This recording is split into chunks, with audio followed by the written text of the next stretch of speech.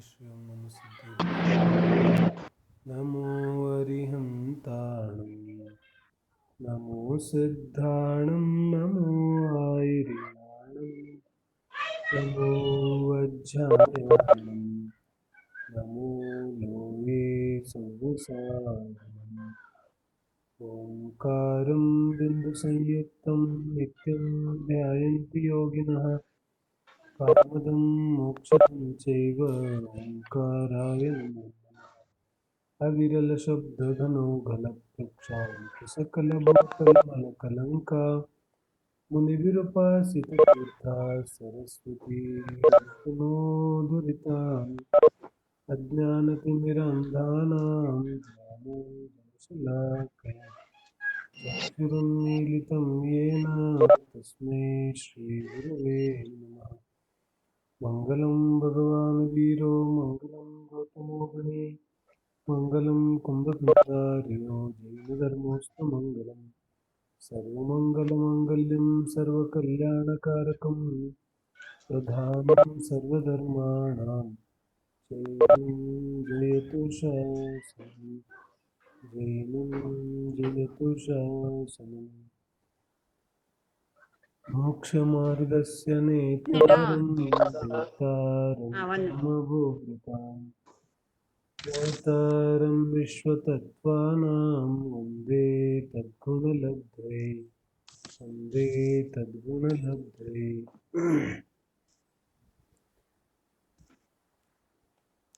Online ಸ್ವಾಧ್ಯಾಯದ ಕ್ರಮದಲ್ಲಿ ನಮ್ಮ ನಿಯಮಿತ ಚರ್ಚೆ ಈಗ ದೇವದರ್ಶನದ ಬಗ್ಗೆ ನಡೀತಾ ಇದೆ. ಮಧ್ಯೆ 2 ದಿನ ಶ್ರುತಪಂಚಮಿಯ ನಿಮಿತ್ತದಿಂದ ಶ್ರುತಪಂಚಮಿಯ ವಿಶೇಷ ಚರ್ಚೆಯನ್ನು ನಾವು ಮಾಡಿ ಇವತ್ತಿಂದ ಪುನಃ ನಮ್ಮ ಯಾವ ದೈನಂದಿನ ಚರ್ಚೆ ಇದೆ, ದೈನಂದಿನ ಸ್ವಾಧ್ಯಾಯದ ವಿಷಯ ಇದೆ, ಅದನ್ನು ಪ್ರಾರಂಭ ಮಾಡೋದಿದೆ. ಯಾವ ದೇವದರ್ಶನ ಇದೆ ಆ ದೇವದರ್ಶನ ಬಗ್ಗೆ ಹಲವಾರು ಚರ್ಚೆಗಳನ್ನು ಹಲವು ಪ್ರಕಾರದಿಂದ ನಾವು ಮಾಡಿದ್ದೇವೆ. ಈವರೆಗೆ ದೇವದರ್ಶನದ ವಿಧಿ ಏನಿದೆ ಅನ್ನೋದನ್ನು ನಾವು ತಿಳ್ಕೊಂಡಿದ್ದೇವೆ. ಇನ್ನೂ ಪೂರ್ತಿ ಆಗಿಲ್ಲ ಅಂತ ನಾನು ಆವತ್ತೇ ಹೇಳಿದ್ದೆ. ಆದರೆ ಎಷ್ಟು ತಿಳ್ಕೊಂಡಿದ್ದೇವೆ ಅದು ಬಹಳ ಮಹತ್ವಪೂರ್ಣವಾದಂಥ ವಿಚಾರ ಇದೆ. ತುಂಬ ಚಿಕ್ಕ ಚಿಕ್ಕ ವಿಚಾರಗಳಿದ್ರೂ ಕೂಡ ಈ ಚಿಕ್ಕ ಚಿಕ್ಕ ವಿಚಾರಗಳು ಗೊತ್ತಿಲ್ಲದೆ ಇರೋದ್ರಿಂದ ಬಹಳ ದೊಡ್ಡ ಸಮಸ್ಯೆ ಆಗುತ್ತೆ ಜಿನವಾಣಿಯನ್ನು ತಿಳಿಲಿಕ್ಕೆ. ಇದಿರುತ್ತಲ್ಲ, ನಮ್ಮ ಗಾಡಿ ಎಲ್ಲಾದರೂ ಕೆಟ್ಟು ಹೋಗ್ಬಿಟ್ರೆ ದಾರಿಯಲ್ಲಿ ಯಾವುದಾದ್ರೂ ಒಂದು ಚಿಕ್ಕ ಸಮಸ್ಯೆ ಇರುತ್ತೆ, ಆದರೆ ಅದು ನಮಗೆ ತುಂಬ ದೊಡ್ಡದಾಗ್ಬಿಡುತ್ತೆ. ಯಾಕಂತ ಹೇಳಿದ್ರೆ ನನಗೆ ಅದರ ವಿಚಾರ ಗೊತ್ತಿಲ್ಲ. ಮೆಕ್ಯಾನಿಕ್ ಬಂದರೆ ಅವನಿಗೆ ತುಂಬ ಚಿಕ್ಕ ವಿಚಾರ. ಅದು ಚಿಕ್ಕ ವಿಚಾರ ಯಾಕೆ? ಅವನಿಗೆ ಗೊತ್ತಿದೆ, ಹಾಗಾಗಿ ತುಂಬ ಚಿಕ್ಕ ವಿಚಾರ ಇದೆ ಅವನಿಗೋಸ್ಕರ. ಆದರೆ ಯಾರಿಗೆ ಗೊತ್ತಿಲ್ಲ ಅವನಿಗೋಸ್ಕರ ಅದು ತುಂಬ ದೊಡ್ಡ ವಿಚಾರ ಇದೆ. ಹಾಗಾಗಿ ಯಾವ ಈ ಚಿಕ್ಕ ಚಿಕ್ಕ ವಿಚಾರಗಳಿದೆ, ಇದು ನಾವು ಜಿನವಾಣಿಯನ್ನು ಸ್ವಾಧ್ಯಾಯ ಮಾಡುವಾಗ ಅಥವಾ ಜಿನಧರ್ಮದ ಅನುಪಾಲನೆಯನ್ನು ಮಾಡುವಾಗ ಈ ವಿಚಾರಗಳ ಸರಿಯಾದ ಜ್ಞಾನ ಗೊತ್ತಿಲ್ಲ ಅಂದರೆ ಬಹಳ ದೊಡ್ಡ ಸಮಸ್ಯೆ ಆಗುತ್ತೆ. ಎಷ್ಟು ದೊಡ್ಡ ಸಮಸ್ಯೆ ಆಗುತ್ತೆ ಅಂತ ಹೇಳಿದ್ರೆ, ಜಿನವಾಣಿಯಲ್ಲಿ ಹೇಳುತ್ತೆ, ಯಾವ ಜೀವ ಯಾವ ಕ್ರಿಯೆಗಳನ್ನು ಮಾಡ್ತಾ ಇದ್ದಾನೆ ಆ ಕ್ರಿಯೆಗಳ ಪ್ರಯೋಜನ ಒಂದು ವೇಳೆ ಅವನಿಗೆ ಗೊತ್ತಿಲ್ಲ ಅಂದರೆ, ಆ ಕ್ರಿಯೆಗಳ ಮಹತ್ವ, ಆ ಕ್ರಿಯೆಗಳನ್ನು ಯಾತಕ್ಕೋಸ್ಕರ ನಾನು ಮಾಡ್ತಾ ಇದ್ದೀನಿ ಅನ್ನತಕ್ಕಂತಹ ಮಹತ್ವ ಅವನಿಗೆ ಗೊತ್ತಿಲ್ಲ ಅಂತ ಹೇಳಿದ್ರೆ, ನಿಜವಾಗಿ ಅವನು ಎಲ್ಲ ಕ್ರಿಯೆಗಳನ್ನು ಮಿಥ್ಯಾಪೂರ್ವಕವಾಗಿ ಅಜ್ಞಾನದಲ್ಲಿ ಮಾಡ್ತಾ ಇದ್ದಾನೆ. ಅಂದರೆ ಅವನ ಮಾಡುವಂತಹ ಯಾವ ಕ್ರಿಯೆಗಳು ಸರಿಯಾದ ಕ್ರಿಯೆಗಳಿಲ್ಲ. ಆ ಎಲ್ಲ ಕ್ರಿಯೆಗಳಿಗೆ ಮಿಥ್ಯಾ ಕ್ರಿಯೆಗಳು ಅಂತ ಹೇಳುತ್ತೆ ಜಿನವಾಣಿ. ಸರಿಯಾಗಿ ಮಾಡ್ತಾ ಇಲ್ಲ ಅವನು. ಪೂಜೆ ಯಾವ ರೀತಿಯಾಗಿ ಮಾಡಬೇಕು ನಾನು ಅದೇ ರೀತಿಯಾಗಿ ಮಾಡ್ತಾ ಇದ್ರು ಏನ್ ಹೇಳ್ತಿದ್ದಾರೆ, ಪೂಜೆ ಮಾಡೋದರ ಪ್ರಯೋಜನ, ಸರಿಯಾದ ಉದ್ದೇಶ, ಅದರ ಸರಿಯಾದ ಸ್ವರೂಪ ನನಗೆ ಗೊತ್ತಿಲ್ಲ ಅಂದ್ರೆ ನಿಯಮದಿಂದ ನಾನು ಅದನ್ನ ಸರಿಯಾಗಿ ಮಾಡ್ತಾ ಇಲ್ಲ. ಖಂಡಿತವಾಗಿ ನಾನು ಮಾಡ್ತಾ ಇರೋದು ಸರಿ ಇಲ್ಲ. ಹಾಗೆ ಪ್ರತಿಯೊಂದು ಕ್ರಿಯೆ, ಅದು ಯಾವ ಕ್ರಿಯೆ ಆದ್ರೂ ಆಗಿರ್ಬೋದು, ಪೂಜೆ, ವಿಧಾನದ ಪ್ರಕಾರಗಳು, ಯಾವೆಲ್ಲ ಶಾರೀರಿಕ ಕ್ರಿಯೆಗಳನ್ನ, ಧಾರ್ಮಿಕ ಅನುಷ್ಠಾನಗಳನ್ನ ನಾವು ಮಾಡ್ತೇವೆ, ಅದರ ಹಿಂದಿನ ಸರಿಯಾದ ಪ್ರಯೋಜನ, ಉದ್ದೇಶ, ಅದರ ಮಹತ್ವ ಇವುಗಳು ಗೊತ್ತಿಲ್ಲ ಅಂತ ಹೇಳಿದ್ರೆ ನಾನು ನಿಜವಾಗ್ಲೂ ಅವುಗಳನ್ನ ಸರಿಯಾಗಿ ಮಾಡ್ತಾ ಇಲ್ಲ ಅಂತಾನೆ ಅರ್ಥ ಇದೆ. ಹಾಗಾಗಿ ನಿಯಮಪೂರ್ವಕವಾಗಿ ನಾವು ತಿಳಿಬೇಕು. ನನಗೇನಾದ್ರೂ ಈ ಕ್ರಿಯೆಯ ಪ್ರಯೋಜನ ಗೊತ್ತಿಲ್ಲ ಅಂದ್ರೆ ನಿಯಮದಿಂದ ನಾನು ಅದನ್ನ ಸರಿಯಾಗಿ ಮಾಡ್ತಾ ಇಲ್ಲ.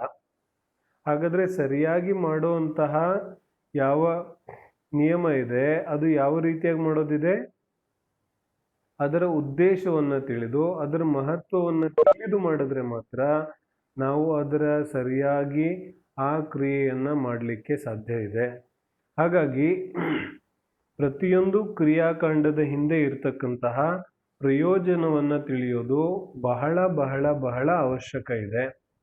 ಹಾಗಾಗಿ ದೇವದರ್ಶನ ನಾವೇನು ಮಾಡ್ತಿದ್ದೇವೆ, ದೇವದರ್ಶನದಲ್ಲಿ ಯಾವ ರೀತಿಯಾಗಿ ದೇವದರ್ಶನ ಮಾಡಬೇಕು ಅನ್ನೋದು ಮೊದಲು. ಯಾಕಂದ್ರೆ ಕೆಲವು ಜನರಿಗೆ, ಸಾಮಾನ್ಯವಾಗಿ ಹಿರಿಯರಿಗೆ ದೇವದರ್ಶನದ ವಿಧಿ ಗೊತ್ತಿರುತ್ತೆ. ಆದ್ರೆ ತುಂಬಾ ಜನರಿಗೆ ವಿಧಿ ಗೊತ್ತಿದ್ರೂ ಅದರ ಕಾರಣ, ಆ ವಿಧಿಯ ಹಿಂದೆ ಇರ್ತಕ್ಕಂತಹ ಪ್ರಯೋಜನ, ಉದ್ದೇಶ ಅದು ನಮಗ್ ಗೊತ್ತಿಲ್ಲ. ಏನೋ ಒಂದು ಉದ್ದೇಶ ಇದ್ದಿರ್ಬೇಕು ಬಿಡು, ಏನಾದ್ರೂ ಒಂದು ಇರುತ್ತೆ, ನಾವು ಹೇಳಿದರೆ ಮಾಡ್ತಾ ಇದೀವಿ, ಏನೋ ಒಂದು ಉದ್ದೇಶ ಇದ್ದೇ ಇರುತ್ತೆ, ಸುಮ್ನೆ ಯಾರು ಹೇಳ್ತಾರೆ. ಈ ರೀತಿಯಾಗಿ ಕೆಲಸ ನಡೆಯೋದಿಲ್ಲ. ಏನು ಉದ್ದೇಶ ಇದೆ ಅದನ್ನ ತಿಳಿದು ಆ ಪ್ರಯೋಜನಕ್ಕೋಸ್ಕರನೇ ಆ ಕ್ರಿಯೆಯನ್ನ ಮಾಡಿದ್ರೆ ಮಾತ್ರ ಆ ಕ್ರಿಯೆ ಸರಿಯಾಗಿ ಮಾಡದಂತೆ ಆಗುತ್ತೆ. ಇಲ್ಲಾಂದ್ರೆ ನಾವು ನಿಯಮದಿಂದ ಅದನ್ನ ಸರಿಯಾಗಿ ಮಾಡ್ತಾ ಇಲ್ಲ ಅಂತಾನೆ ತಿಳಿಬೇಕಾಗುತ್ತೆ.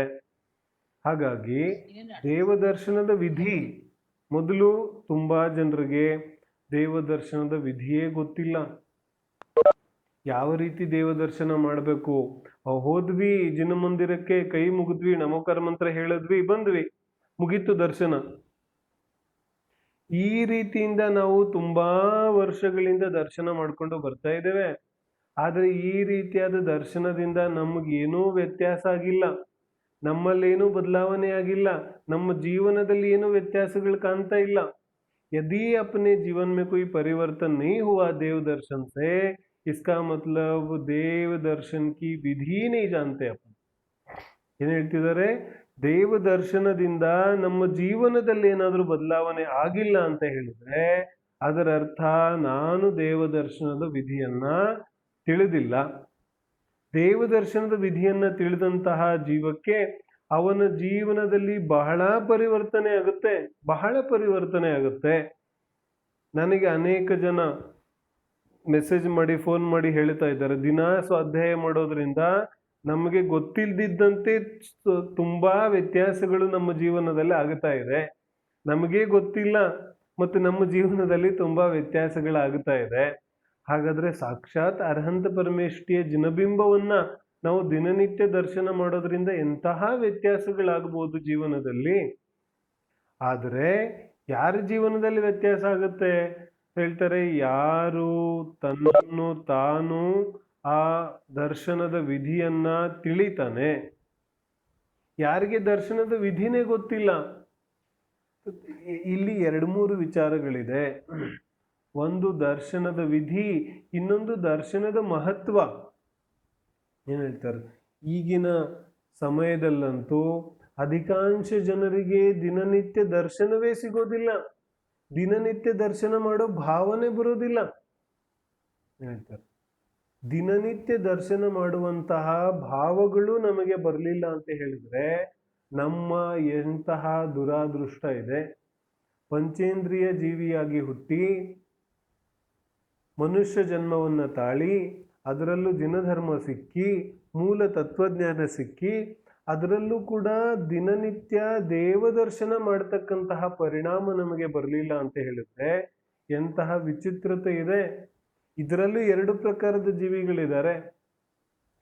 ಒಬ್ಬರಿಗೆ ದರ್ಶನ ಮಾಡೋ ಭಾವನೆ ಬರೋದಿಲ್ಲ, ಜಿನೇಂದ್ರ ಪರಮೇಷ್ಠಿಯನ್ನ ನೋಡ್ಬೇಕು ಅನ್ನೋ ಭಾವನೆ ಬರೋದಿಲ್ಲ.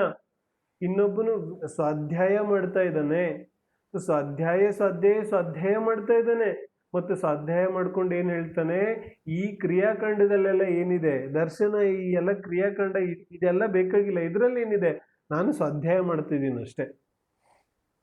ಈ ರೀತಿಯಾದ ವೈಚಿತ್ರತೆಗಳನ್ನೆಲ್ಲ ನಾವು ಸಮಾಜದಲ್ಲಿ ನೋಡ್ತಾ ಇದ್ದೇವೆ. ಆದ್ರೆ ನಿಜವಾಗ್ಲೂ ದೇವ ಪೂಜಾ, ಗುರುಪಾಸ್ತಿ, ಸ್ವಾಧ್ಯಾಯ ಸಂಯಮಸ್ತಪ, ದಾನಂಚೈತಿ ಗೃಹಸ್ಥಾನಾಂ ಷಟಕರ್ಮಾಣಿ ದಿನೇ ದಿನೇ, ಪ್ರತಿದಿನ ಜಿನ್ವಾಣಿಯ ಆದೇಶ ಇದೆ. ಶ್ರಾವಕನು ಪ್ರತಿದಿನ ಜಿನ ದರ್ಶನ ಮಾಡಬೇಕಿದೆ. ಇದು ಅವನ ಅವಶ್ಯಕ ಕ್ರಿಯೆಗಳಲ್ಲಿ ಪರಿಗಣಿಸಲಾಗಿದೆ. ಅವಶ್ಯಕ ಕ್ರಿಯೆ ಅಂದ್ರೆ ದೋಸ್ ವಿಚ್ ಆರ್ ನೆಸೆಸರಿ, ಯಾವುದನ್ನ ಮಾಡೋದು ಕಂಪಲ್ಸರಿ ಇದೆ, ಜಿಸ್ಕೋ ಕರ್ನಾ ಕಂಪಲ್ಸರಿ ಹೇ ಉಸ್ಕಿ ಬಾತ್ ಕರ್ತೆ. ಯಾವುದು ಕಂಪಲ್ಸರಿ ಇದೆ, ದೇವ ದರ್ಶನ ಕಂಪಲ್ಸರಿ ಇದೆ. ಯಾವ ಕ್ಷೇತ್ರದಲ್ಲಿ ನನಗೆ ದೇವ ದರ್ಶನ ಸಿಗ್ತಾ ಇಲ್ಲ, ಅಂತಹ ಕ್ಷೇತ್ರ ನಾನು ಇರ್ಲಿಕ್ಕೆ ಯೋಗ್ಯ ಇಲ್ಲ ಏನ್ ಹೇಳ್ತಾರೆ. ಬಹಳ ವಿಚಾರಗಳಿದೆ ದೇವದರ್ಶನದ ಬಗ್ಗೆ. ಎಷ್ಟು ಸಾಧ್ಯ ಇದೆ ಅಷ್ಟು ನಾವು ಚರ್ಚೆ ಮಾಡೋದಿದೆ. ಎಂತಹ ಕ್ಷೇತ್ರದಲ್ಲಿ ನಮಗೆ ದೇವದರ್ಶನ ಲಭ್ಯ ಇಲ್ಲ, ಅಂತಹ ಕ್ಷೇತ್ರದಲ್ಲಿ ನಾವು ಇರೋದು ಯೋಗ್ಯ ಇಲ್ಲ. ಅರೆ, ಈ ಮನುಷ್ಯ ಭೋಗವನ್ನ ವ್ಯರ್ಥವಾಗಿ ಬರೀ ವಿಷಯ ಭೋಗ, ಪಂಚೇಂದ್ರಿಯ ಭೋಗವನ್ನ ಸಂಗ್ರಹ ಮಾಡೋದ್ರಲ್ಲೇ ಕಳೆದು ಬಿಡ್ತೇವೆ. ದಿನನಿತ್ಯ ದೇವದರ್ಶನವೂ ಸಿಗ್ತಾ ಇಲ್ಲ ಅಂತ ಹೇಳಿದ್ರೆ ಅಂತಹ ಕ್ಷೇತ್ರಗಳಲ್ಲಿ ನಾವು ಯಾಕಿರ್ಬೇಕು? ಏನು ಅವಶ್ಯಕತೆ ಇದೆ? ವ್ಯಾಪಾರ ಇರ್ಲಿ, ಜಾಬ್ ಇರ್ಲಿ, ಇನ್ನೊಂದಿರ್ಲಿ, ದೇವದರ್ಶನನೇ ಇಲ್ಲ, मनुष्य भव ने व्यर्थ आगोयतಲ್ಲ. जब मनुष्य भव ही व्यर्थ हो गया तो फिर खाली जैसे ಪಶು होता है ना, ಪಶುಗಳು ದಿನನಿತ್ಯ ತಮ್ಮ ಹೊಟ್ಟೆಯನ್ನ ತುಂಬಿಸ್ಲಿಕ್ಕೆ ಓಡಾಡ್ತಾ ಇರುತ್ತೆ, ಹಾಗೆ ನಾನು ಕೂಡ ಹೊಟ್ಟೆ ತುಂಬಿಸ್ಲಿಕ್ಕೆ ಓಡಾಡ್ತಾ ಇರ್ತೇನೆ. ಯಾರಿಗೆ ಜಿನಧರ್ಮದ ಮೇಲೆ ಶ್ರದ್ಧೆ ಇದೆ ಅವನ ಆಜೀವಿಕೆ ಅಂತೂ ಸಹಜವಾಗೇ ನಡೆಯುತ್ತೆ, ವಿಚಾರ ಮಾಡೋದು ಬೇಕಿಲ್ಲ. ನನಗೆ ಬಹಳ ಜನ ಹೇಳ್ತಾರೆ, ನಾನು ಎಲ್ಲ ಚರ್ಚೆಗಳನ್ನು ಇಲ್ಲಿ ಮಾಡೋದಿಲ್ಲ, ಆದರೆ ಪ್ರೇರಣೆ, ಯಾರ ಜೀವನದಲ್ಲಿ ಜಿನಧರ್ಮದ ಮೇಲೆ ಶ್ರದ್ಧೆ ಇದೆ ಅವನಿಗೆ ಆಜೀವಿಕದ ತೊಂದರೆ ಆಗ್ಲಿಕ್ಕೆ ಸಾಧ್ಯನೇ ಇಲ್ಲ. आजीविके मतलब लिवलीहुड, उसकी चिंता तो उसको करनी नहीं पड़ेगी, वो तो अपने आप होने वाले. इतना पुण्य तो है ही. ನಮ್ಮನ್ನ ನಾವು ಇಷ್ಟು ಹೀನ ಪುಣ್ಯರಾಗಿ, ನಮ್ಮನ್ನ ನಾವು ಇಷ್ಟು ನಿಕೃಷ್ಟ ಜೀವಿಯಾಗಿ ನಾವೇ ಭಾವಿಸ್ಕೊಂಡ್ರೆ ನಮ್ಮಂತಹ ದುರ್ಭಾಗ್ಯವಂತ ಜೀವ ಇನ್ಯಾರಿರ್ತಾರೆ? ದರ್ಶನ ಎಲ್ಲಿ ಸಿಗುತ್ತೆ ಅಲ್ಲಿಯೇ ನಮ್ಮ ವಾಸ ಇರಬೇಕು. ಸ್ವಲ್ಪ ದೂರ ಇದ್ರೆ ಪ್ರಯತ್ನ ಪೂರ್ವಕವಾಗಿ ದರ್ಶನ ಮಾಡಬೇಕು. ಇದು ಬಹಳ ಅವಶ್ಯಕ ಇದೆ, ಬಹಳ ಅವಶ್ಯಕ ಇದೆ. ಜಿನ ದೇವನ ಶ್ರದ್ಧೆಯಿಂದ, ಜಿನದೇವನ ದರ್ಶನದಿಂದ ಜೀವನದಲ್ಲಿ ಬಹಳ ಪರಿವರ್ತನೆಗಳಾಗುತ್ತೆ. ಹಾಗಾಗಿ ನಾವು ಎರಡು ವಿಚಾರವನ್ನ ನೋಡಿದ್ವಿ. ಒಂದು, ಜಿನ ದರ್ಶನ ಅನಿವಾರ್ಯ ಇದೆ. ಯಾವುದೋ ಅಚಲ ಪ್ರತಿಮೆಯ ಜಿನ ದರ್ಶನ ಅನಿವಾರ್ಯ ಇದೆ. ಇನ್ನೊಂದು, ಯಾವ ತೀರ್ಥಂಕರರ ಪ್ರತಿಮೆಯ ದರ್ಶನ ಇದೆ ಆ ದರ್ಶನದ ವಿಧಿ ಏನಿದೆ. ನಾವು ದಿನನಿತ್ಯ ದರ್ಶನ ಮಾಡೋ ನಿಯಮ ಏನು ತಗೊಂಡ್ವಿ, 10 ವರ್ಷದಿಂದ ದರ್ಶನ ಮಾಡೋ ನಿಯಮವನ್ನು ತಗೊಂಡಿದ್ದೇವೆ. ಆದ್ರೆ ಆ ದರ್ಶನದಿಂದ ನನಗೇನೂ ಪ್ರಯೋಜನ ಆಗುತ್ತಾ ಇಲ್ಲ. ನನ್ನ ಜೀವನದಲ್ಲಿ ಏನೂ ವ್ಯತ್ಯಾಸಗಳು ಕಂಡಿಲ್ಲ. ನನ್ನ ಜೀವನದಲ್ಲಿ ಯಾವುದೇ ರೀತಿಯಾದ ಬದಲಾವಣೆಗಳಾಗುತ್ತಾ ಇಲ್ಲ. ನನ್ನ ಪರಿಣಾಮಗಳು ವಿಶುದ್ಧಿ ಆಗುತ್ತಾ ಇಲ್ಲ. ಹಾಗಾದ್ರೆ ಅದರ ಅರ್ಥ ನಾನು ಯಾವ ವಿಧಿಪೂರ್ವಕವಾಗಿ ದರ್ಶನ ಮಾಡಬೇಕೋ ಆ ವಿಧಿಪೂರ್ವಕವಾಗಿ ನಾನು ದರ್ಶನವನ್ನ ಮಾಡ್ತಾ ಇಲ್ಲ. ಹಾಗಾಗಿ ಇಲ್ಲಿ ಅವನಿಗೆ ವಾಂಛಿತ ಫಲ ಅವನಿಗೆ ಸಿಗ್ತಾ ಇಲ್ಲ. ವಾಂಛಿತ ಫಲ ಸಿಗಬೇಕಾದ್ರೆ जिस फल की अपने को इच्छा है वो यदि फल मिलना तो दर्शन को दर्शन विधि पूर्वक ही करना चाहिए. यदि दर्शन को दर्शन विधि पूर्वक नहीं करेंगे तो वास्तव में दर्शन करने से भी कोई प्रयोजन सिद्ध नहीं होगा। तो दो बातें होगी ना, एक तो दर्शन करना अनिवार्य, और दर्शन करते हैं अनिवार्य रूप से करते हैं, फिर भी विधि नहीं जानते तो भी प्रयोजन सिद्ध नहीं होगा। तो दर्शन करना भी अनिवार्य और विधि को जानना भी अनिवार्य। ಅರ್ಥ ಆಗ್ತಿದೆ? ದರ್ಶನ ಮಾಡೋದು ಅನಿವಾರ್ಯ ಇದೆ, ಅದರ ಜೊತೆಗೆ ವಿಧಿ, ದರ್ಶನ ಮಾಡುವ ಯಾವ ವಿಧಿ ಇದೆ ಅದನ್ನ ತಿಳಿಯೋದು ಅನಿವಾರ್ಯ ಇದೆ. ಹಾಗಾಗಿ ಎರಡೂ ಅಷ್ಟೇ ಮಹತ್ವಪೂರ್ಣ ಇದೆ. ಆದ್ದರಿಂದ ನಾವು ನಿನ್ನೆ ನಮ್ಮ ಹಿಂದಿನ ಸ್ವಾಧ್ಯಾಯದಲ್ಲಿ ಅನೇಕ ವಿಚಾರಗಳನ್ನು ಚರ್ಚೆ ಮಾಡಿದ್ದೇವೆ. ಅದರಲ್ಲಿ ಮುಖ್ಯವಾಗಿ ದೇವದರ್ಶನದ ವಿಧಿಯಲ್ಲಿ ಯಾವೆಲ್ಲ ಹಿಂಸಕ ಸಾಮಗ್ರಿಗಳಿದೆ ಅದನ್ನ ತಗೊಂಡು ಹೋಗಬಾರ್ದು ಅನ್ನುವಂಥದ್ದನ್ನು ನಾವು ವಿಚಾರ ಮಾಡಿದ್ದೇವೆ. ಅದರಲ್ಲಿ ಚರ್ಮದ ವಸ್ತುಗಳು ಇತ್ಯಾದಿ, ನಮ್ಮ ಪ್ರಕಾಶಣ್ಣವರು ಈ ರೇಷ್ಮೆ ವಸ್ತುಗಳ ಬಗ್ಗೆನೂ ಚರ್ಚೆ ಮಾಡಿದ್ರು. ಎಲ್ಲ ಯಾವ್ಯಾವ ರೀತಿಯಾದಂತಹ तो ये तो और तय हो गया ना. ಇದನ್ನು ಬಹಳ ವಿಚಿತ್ರತೆ ಇದೆ. ಯಾವ ರೇಷ್ಮೆಯ ಪದಾರ್ಥಗಳಿದೆ, ಹೆಂಗಸರಿಗೆ ಮಾತ್ರ ಅಪ್ಲೈ ಆಗೋದಿಲ್ಲ ಇದು, ಗಂಡಸರಿಗೂ ಕೂಡ. ಯಾವ ರೇಷ್ಮೆಯ ವಸ್ತ್ರಗಳಿದೆ, ಪದಾರ್ಥಗಳಿದೆ, ಅವುಗಳನ್ನು ಹಾಕೊಂಡು ನಾವು ಜಿನಮಂದಿರಕ್ಕೆ ಹೋಗಂಗಿಲ್ಲ. ಮಹಾಪಾಪದ ಬಂಧ ಆಗುತ್ತೆ, ಮಹಾಪಾಪದ ಬಂಧ ಆಗುತ್ತೆ. ಅದರ ಬಹಳ ಏನ್ ಹೇಳ್ತಾರೆ, ಅನಂತ ಅನಂತ ತ್ರಸಜೀವಿಗಳ ಹಿಂಸೆ ಆಗುತ್ತೆ.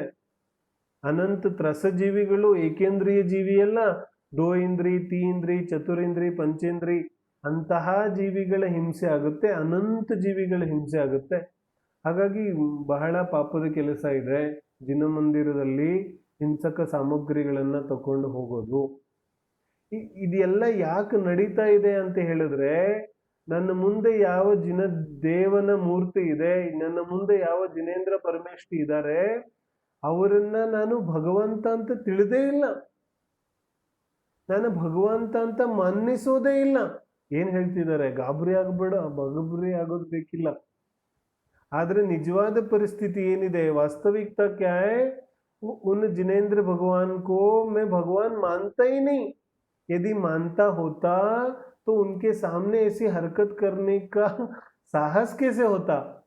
ಏನ್ ಹೇಳ್ತಿದ್ದಾರೆ, ನಾನು ನಿಜವಾಗಿ ಅರ್ಹಂತ ಪರಮೇಷ್ಠಿಯನ್ನ, ಅರ್ಹಂತ ಪರಮೇಷ್ಠಿ ಜಿನೇಂದ್ರ ಭಗವಂತ ಅಂತ ಮನ್ನಿಸಿದ್ದೇ ಆದ್ರೆ ಆ ಅರ್ಹಂತ ಪರಮೇಷ್ಠಿಯ ಮುಂದೆ ಈ ರೀತಿಯಾದ ಹಿಂಸಕ ಸಾಮಗ್ರಿ, ಈ ರೀತಿಯಾದ ಅನಾಚಾರಗಳನ್ನ ಮಾಡತಕ್ಕಂತಹ ಸಾಹಸ ಧೈರ್ಯ ನನಗೆ ಹೆಂಗಾಗುತ್ತಿತ್ತು. ನನಗೆ ಈ ರೀತಿಯಾದ ಧೈರ್ಯ, ಈ ರೀತಿಯಾದ ಸಾಹಸ ಸಾಕ್ಷಾತ್ ಅರ್ಹಂತ ಪರಮೇಷ್ಠಿಯ ಮುಂದೆ ಅನಾಚಾರಗಳನ್ನ ಮಾಡ್ತಕ್ಕಂಥದ್ದು ನಾನು ಮಾಡ್ತೀನಿ ಅಂತ ಹೇಳಿದ್ರೆ, ಅದರ ಅರ್ಥ ನಾನು ಆ ಅರ್ಹಂತ ಪರಮೇಷ್ಠಿಯನ್ನ ಅರ್ಹಂತ ಪರಮೇಷ್ಠಿ ಅಂತಾನೆ ತಿಳಿದಿಲ್ಲ. ಕೇವಲ ಜ್ಞಾನ ಇದೆ, ಅವ್ರಿಗೆ ಎಲ್ಲ ನೋಡ್ತಾ ಇದ್ದಾರೆ ಅಂತಾನೆ ನಾನು ಮನ್ನಿಸಿಲ್ಲ. ಪೂರ್ಣ ವೀತರಾಗಿಗಳಿದ್ದಾರೆ ಅಂತಾನೆ ನಾನು ತಿಳ್ಕೊಂಡಿಲ್ಲ, ಮನ್ನಿಸಿಲ್ಲ, ಶ್ರದ್ಧೆ ಇಲ್ಲ ನನಗೆ. यदि शुद्धा होती तो वास्तव में ऐसी हरकत नहीं करता. ऐसा साहस इसलिए होता है जीवों का क्योंकि उनको जिनेंद्र परमेष्ठि पर शुद्धा नहीं है. खाली जैन हूँ, ಜಿನ ಧರ್ಮದಲ್ಲಿ ಜನ್ಮ ಆಗಿದೆ ಅಂತ ನಾನು ಜಿನ ಮಂದಿರಕ್ಕೆ ಬರ್ತಾ ಇದ್ದೇನೆ, ಇದು ಕಾರ್ಯಕಾರಿ ಆಗೋದಿಲ್ಲ. ಹಾಗಾಗಿ ಹೇಳ್ತಾರೆ, ಆ ಅರ್ಹಂತ ಪರಮೇಷ್ಠಿಯನ್ನ ನಾನು ನಿಜವಾಗ್ಲೂ ಭಗವಂತ ಅಂತ ಮನ್ನಿಸೋದೇ ಆದ್ರೆ ಅವರ ಮುಂದೆ ಈ ರೀತಿಯಾದ ಕ್ರಿಯೆಗಳನ್ನ ಮಾಡೋ ಸಾಹಸ ಹೆಂಗಾಗುತ್ತೆ ನನಗೆ. ಅರೆ, ನಾನು ಸಾಕ್ಷಾತ್ ಅರ್ಹಂತ ಪರಮೇಷ್ಠಿಯ ಮುಂದೆ ಕೂತಿದ್ದೇನೆ, ಕೇವಲ ಜ್ಞಾನಿ, ಪೂರ್ಣವೀತರಾಗಿ, ಶಾಂತ ದಿಗಂಬರ ಮುದ್ರೆಯನ್ನ ಧಾರಣೆ ಮಾಡ್ತಕ್ಕಂತಹ ನಿರಂಜನ ಸ್ವರೂಪಿ, ಅನಂತ ದರ್ಶನ, ಅನಂತ ಜ್ಞಾನ, ಅನಂತ ಸುಖ, ಅನಂತ ವೀರ್ಯ, ಅತೀಂದ್ರಿಯ ಆನಂದವನ್ನ ಅನುಭವಿಸ್ತಕ್ಕಂತಹ ಈ ತ್ರಿಲೋಕ ಚೂಡಾಮಣಿ, ಮೂರೂ ಲೋಕದಲ್ಲಿ ಅತ್ಯಂತ ಶ್ರೇಷ್ಠ ಉತ್ತಮ ಆಗಿರುವಂತಹ ಈ ಭಗವಂತನ ಮುಂದೆ ನಾನು ಕೂತಿದ್ದೇನೆ. ಮತ್ತು ಇವರ ಮುಂದೆ ನಾನು ಅನಾಚಾರಗಳನ್ನ ಮಾಡ್ಲಿಕ್ಕೆ ಹೇಗೆ ಸಾಧ್ಯ ಇದೆ? ಇವರ ಮುಂದೆ ನಾನು ಸಾಂಸಾರಿಕ ವಿಚಾರಗಳನ್ನ ಯೋಚನೆ ಮಾಡ್ಲಿಕ್ಕೆ ಹೆಂಗೆ ಸಾಧ್ಯ ಇದೆ? ಇವ್ರ ಮುಂದೆ ನಾನು ವ್ಯಾಪಾರದ ಬಗ್ಗೆ ವಿಚಾರ ಮಾಡ್ಲಿಕ್ಕೆ ಹೆಂಗೆ ಸಾಧ್ಯ ಇದೆ? ಇವ್ರ ಮುಂದೆ ನಾನು ನನ್ನ ಜಾಬದ ಬಗ್ಗೆ ವಿಚಾರ ಮಾಡ್ಲಿಕ್ಕೆ ಹೆಂಗೆ ಸಾಧ್ಯ ಇದೆ? ಇವ್ರ ಮುಂದೆ ನಾನು ನನ್ನ ಶರೀರದ ಬಗ್ಗೆ, ಕುಟುಂಬದ ಬಗ್ಗೆ, ಧನ ಧಾನ್ಯ ಆಸ್ತಿ ಪಾಸ್ತಿ ಬಗ್ಗೆ ವಿಚಾರ ಮಾಡ್ಲಿಕ್ಕೆ ಹೆಂಗೆ ಸಾಧ್ಯ ಇದೆ? ಹೆಂಗೆ ಸಾಧ್ಯ ಇದೆ ಇದು? ಹೇಗೆ ಮನಸ್ಸು ಬರುತ್ತೆ? ವಾಸ್ತವಿಕವಾಗಿ ಅರ್ಹಂತರನ್ನ ಅರ್ಹಂತ ಅಂತ ತಿಳಿದೇ ಇಲ್ಲ ನಾನು. ಹಾಗಾಗಿ ಈ ರೀತಿಯಾದ ಸಾಹಸ ನನ್ನಿಂದ ನಡೆಯುತ್ತೆ. ಆದರೆ ನಿಜವಾಗಿ ಈ ರೀತಿಯಾದ ಯಾವ ಕ್ರಿಯೆ ಇದೆ ಅದು ಸರಿಯಾದ ಜಿನದರ್ಶನದ ವಿಧಿ ಅಲ್ಲ. ಹಾಗಾಗಿ ಸರಿಯಾದ ಜಿನದರ್ಶನದ ವಿಧಿ ತುಂಬಾ ವಿಭಿನ್ನ ಇದೆ. ಅದರ ಚರ್ಚೆಯನ್ನ ನಾವು ಮಾಡ್ತಾ ಇದ್ದೇವೆ. ಸೊ ಮೊದಲಿಗೆ ನಾವೇನೇನು ಚರ್ಚೆ ಮಾಡಿದ್ವಿ? ಭೌಗೋಳಿಕವಾಗಿ ಯಾವ ರೀತಿಯಾದಂತಹ, ತುಂಬಾ ಜನರಿಗೆ ಅನಿಸ್ತಾ ಇರ್ಬೋದು ಇದರಲ್ಲಿ ಸುಮಾರು ವಿಚಾರಗಳು ಬಿಟ್ಟು ಹೋಗ್ತಾ ಇದೆ ಅಂತ. ಯಾವ ವಿಚಾರವನ್ನು ನಾವು ಬಿಡೋದಿಲ್ಲ. ಎಷ್ಟು ಸಾಧ್ಯ ಇದೆ ಎಲ್ಲವನ್ನು. ಇದರಲ್ಲಿ ಪೂಜೆ ಹೇಗೆ ಮಾಡೋದು, ಪೂಜೆ ಅದನ್ನ ನಾವು ಸೆಪರೇಟ್ ಆಗಿ ಅದರ ಒಂದು ವಿಚಾರವನ್ನ ಮಾಡೋದಿದೆ. ಸ್ವಲ್ಪ ಕೆಲವು ವಿಚಾರಗಳ ಅರ್ಹಂತ ಸಿದ್ಧ ಆಚಾರ್ಯ ಉಪಾಧ್ಯಾಯರ ಬಗ್ಗೆ ಗೊತ್ತಾದ ಮೇಲೆ, ಜಿನ್ವಾಣಿಯ ಬಗ್ಗೆ ಗೊತ್ತಾದ ಮೇಲೆ ಆಮೇಲೆ ನಾವು ಪೂಜೆಗೆ ಹೋಗೋದಿದೆ. ಪೂಜೆ ಸ್ವರೂಪವನ್ನ ಆನಂತರ ತಿಳಿಯೋದಿದೆ. ಹಾಗೇನೆ ದಿನಚರಿಯ ಬಗ್ಗೆ ಕೂಡ ಆಮೇಲೆ ತಿಳಿಯೋದಿದೆ. ಈಗ ಮಾತ್ರ ದೇವದರ್ಶನದ ವಿಧಿ ಮಾತ್ರ ಒಂದೊಂದು ವಿಚಾರಗಳನ್ನ ಸೆಪರೇಟ್ ಆಗಿ ತಿಳ್ಕೊಂಡ್ರೆ ಮಾತ್ರ ಅದು ಸರಿಯಾಗಿ ಅರ್ಥ ಆಗುತ್ತೆ. ಹಾಗಾಗಿ ನಾವು ಈ ರೀತಿಯಾಗಿ ಸ್ವಾಧ್ಯಾಯವನ್ನ ಮಾಡ್ತಾ ಇದ್ದೇವೆ. ಸೊ ಏನು ಹೇಳಿದ್ರು, ಭೌಗೋಳಿಕವಾಗಿ ನಾನು ಈ ರೀತಿಯಾಗಿ ಅಹಿಂಸಕನಾಗಿ ನನ್ನ ಶರೀರವನ್ನು ಶುದ್ಧ ಮಾಡಿಕೊಂಡು ನಾನು ಜಿನಮಂದಿರದಲ್ಲಿ ಪ್ರವೇಶ ಮಾಡಬೇಕು. ಮತ್ತೆ ಜಿನದ ಮಂದಿರದಲ್ಲಿ ಪ್ರವೇಶ ಮಾಡುವಾಗ ಏನು ಹೇಳಬೇಕು ಹೇಳಿದ್ರು? ಹೇಳ್ತೀವಿ ನಿಸ್ಸಹಿ ನಿಸ್ಸಹಿ ನಿಸ್ಸಹಿ. ಸೊ ನಿಸ್ಸಹಿ ಅಂತ ಹೇಳಿದ್ರೆ ಸಂಸಾರದ ಎಲ್ಲಾ ರೀತಿಯಾದ ಚಿಂತನೆಗಳನ್ನ, ಮೋಹರಾಗದ್ವೇಷಗಳನ್ನ ಬಿಟ್ಟು ನಾನು ಜಿನಮಂದಿರದ ಒಳಗಡೆ ಪ್ರವೇಶ ಮಾಡ್ತೇನೆ. ಸೊ ತುಂಬಾ ಜನ ಸುಮಾರು ಕಾಲದಿಂದ, ವರ್ಷಗಳಿಂದ ನಿಸ್ಸಹಿ ಅಂತ ಹೇಳ್ಕೊಂಡ್ಬರ್ತಾ ಇದ್ದಾರೆ.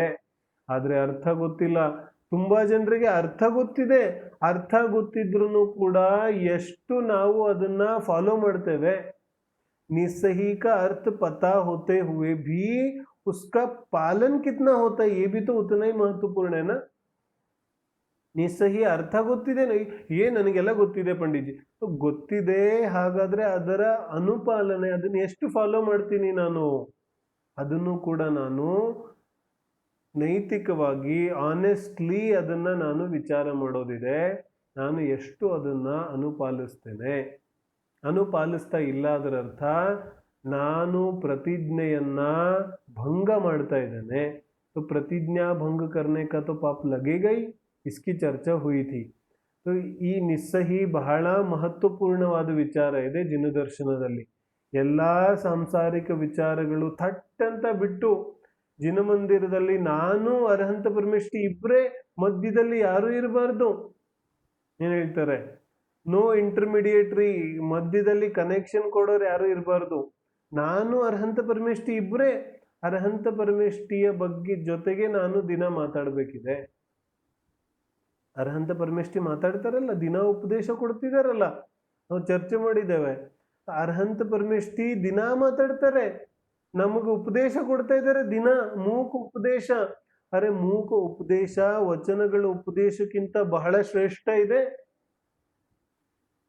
ನಾವು ಯಾವ ವೀರಶಾಸನ ಜಯಂತಿಯನ್ನ ಆಚರಣೆ ಮಾಡ್ತೇವೆ ಆ ಸಮಯದಲ್ಲಿ ನಾನು ಒಂದು ಸಲ ಹೇಳಿದ್ದೆ, ದರ್ಶನ ಇದೆಯಲ್ಲ, ಆ ದರ್ಶನ ಕೂಡ ಯಾವಾಗ ನಿಂತು ಹೋಗುತ್ತೆ, ದರ್ಶನ ಮಾಡೋದು ಕೂಡ ಯಾವಾಗ ನಿಂತು ಹೋಗುತ್ತೆ, ಆಗ ವಿರಹ ವೇದನೆ ಪ್ರಾರಂಭ ಆಗುತ್ತೆ.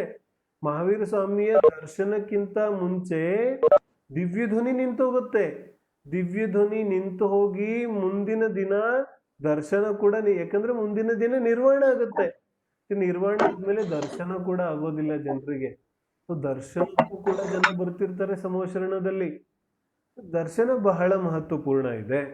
ಅದಕ್ಕೇನ್ ಹೇಳಿದ್ರು, ನಿಸ್ಸಹಿ ನಿಸ್ಸಹಿ ನಿಸ್ಸಹಿ ಬಹಳ ವಿಶೇಷವಾದ ವಿಚಾರ ಇದೆ. ಇನ್ನು ಕೆಲವು ಜನ ನಂಗೆ ಪುನಃ ಕೇಳ್ತಾ ಇದ್ರೆ, ಅಸ್ಸಹಿ ಬಗ್ಗೆ ನಾನು ಮೊನ್ನೆನೆ ವಿಚಾರವನ್ನ ಪ್ರಸ್ತಾಪ ಮಾಡಿದ್ದೆ. ಅಸ್ಸಹಿಯನ್ನ ಹೇಳುವಂತಹ ಯಾವುದೇ ಅವಶ್ಯಕತೆಗಳು ಇಲ್ಲ. ಮತ್ತೆ ಕೆಲವು ಜನರಿಗೆ ಪ್ರಶ್ನೆ ಬರುತ್ತೆ, ಇಲ್ಲ ನಾನು ಕೇಳಿದ್ದೆ ಜಿನಮಂದಿರದಲ್ಲಿ ದೇವತೆಗಳಿರ್ಬೋದು, ದೇವಗತಿಯ ದೇವತೆಗಳು ಬಂದು ಪೂಜೆ ಮಾಡ್ತಾ ಇರ್ತಾರೆ, ನಾವು ಹೋದಾಗ ಅವರು ಹೊರಟೋಗ್ಬಿಡ್ತಾರೆ, ಮತ್ತೆ ನಾನು ಅಸಹಿ ಅಸಹಿ ಅನ್ಕೊಂಡು ಬಂದ್ರೆ ಅವರು ಪುನಃ ಅಲ್ಲಿಗೆ ಬರ್ತಾರೆ. ಇತ್ಯಾದಿ ಅನೇಕ ವಿಚಾರಗಳಿದೆ. ಈ ರೀತಿಯಾದಂತಹ ಯಾವುದೇ ವಿಚಾರ ಇಲ್ಲ. ಈ ರೀತಿಯಾಗಿ ಹೇಳುವಂತಹ ಯಾವುದೇ ರೀತಿಯಾದ ಪ್ರಯೋಜನ ಕಣ್ಣಿಗೆ ಕಾಣಿಸೋದಿಲ್ಲ. ಜಿನವಾಣಿಯಲ್ಲೂ ಕೂಡ ಈ ತರದ ಪ್ರಯೋಗಗಳೆಲ್ಲೂ ಕಾಣಿಸೋದಿಲ್ಲ. ದೇವತೆಗಳು ಬಂದ್ರೆ ಅವ್ರ ಪಾಡಿಗೆ ಅವರು ಪೂಜೆ ಮಾಡ್ತಾರೆ, ಹೋಗ್ತಾರೆ. ಅದಕ್ಕೂ ನಮಗೂ वास्तविकವಾಗಿ ಸಂಬಂಧ ಇಲ್ಲ. तो इस प्रकार की असही जो चर्चा है वो बिल्कुल भी निष्प्रयोजन है. इसलिए ಅದನ್ನ ನಾವು ಹೇಳುವಂತಹ ಅವಶ್ಯಕತೆ ಇಲ್ಲ. ಇನ್ನು ಹೇಳ್ತಾರೆ ಪ್ರದಕ್ಷಿಣೆ ಹಾಕೋದು. ಎಷ್ಟು ಸಲ?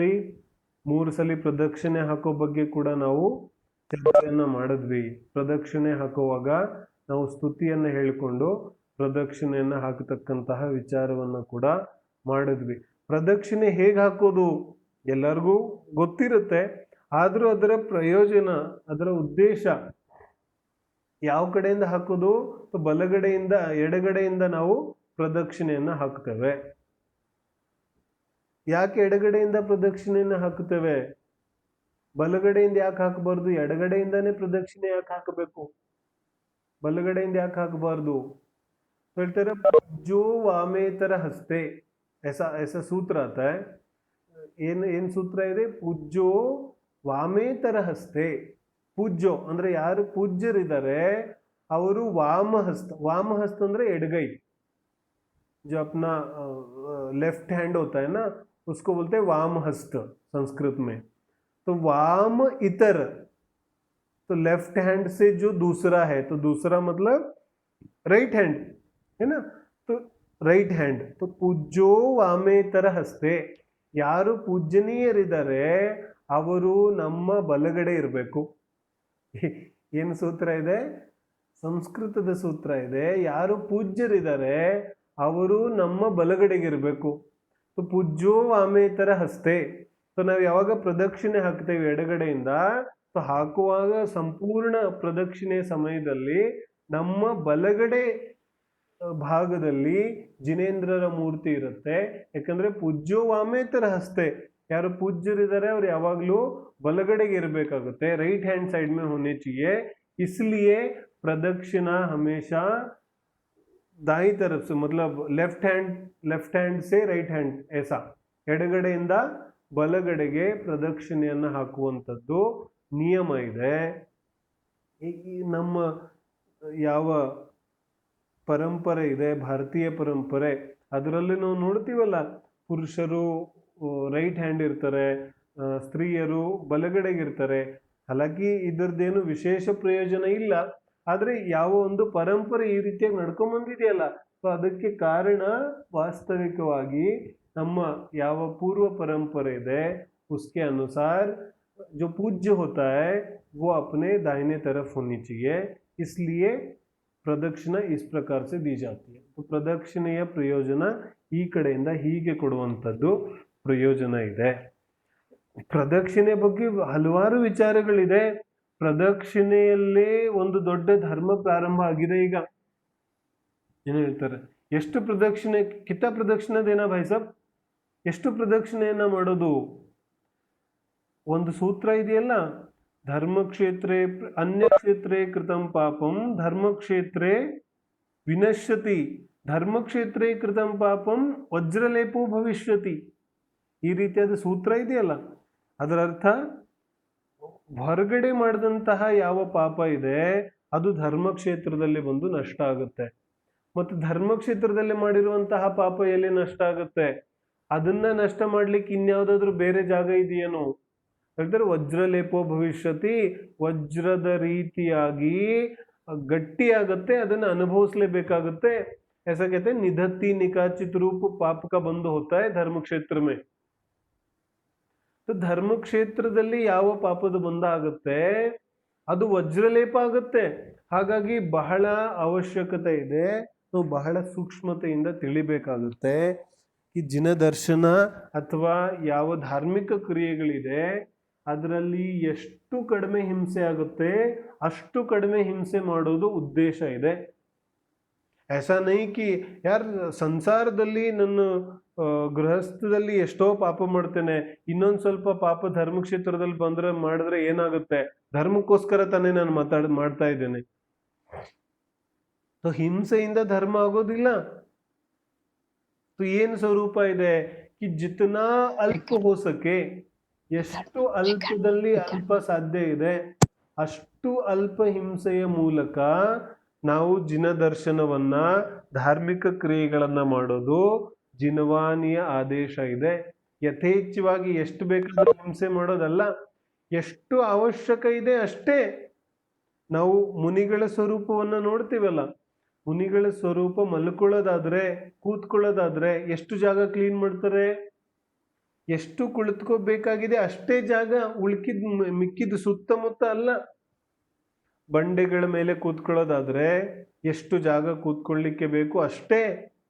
ಮಲ್ಕೊಳ್ಳೋಕ್ಕಾದ್ರೆ ಒಂದು ಸೈಡ್, ಒಂದು पोजीशन में सोने के लिए जितना जगह चाहिए ना उतना ही साफ होता है, बाकी जगह नहीं. ಇದು ಜಿನ ಶಾಸನ, ಜಿನವಾಣಿಯ ಆದೇಶ ಇದೆ.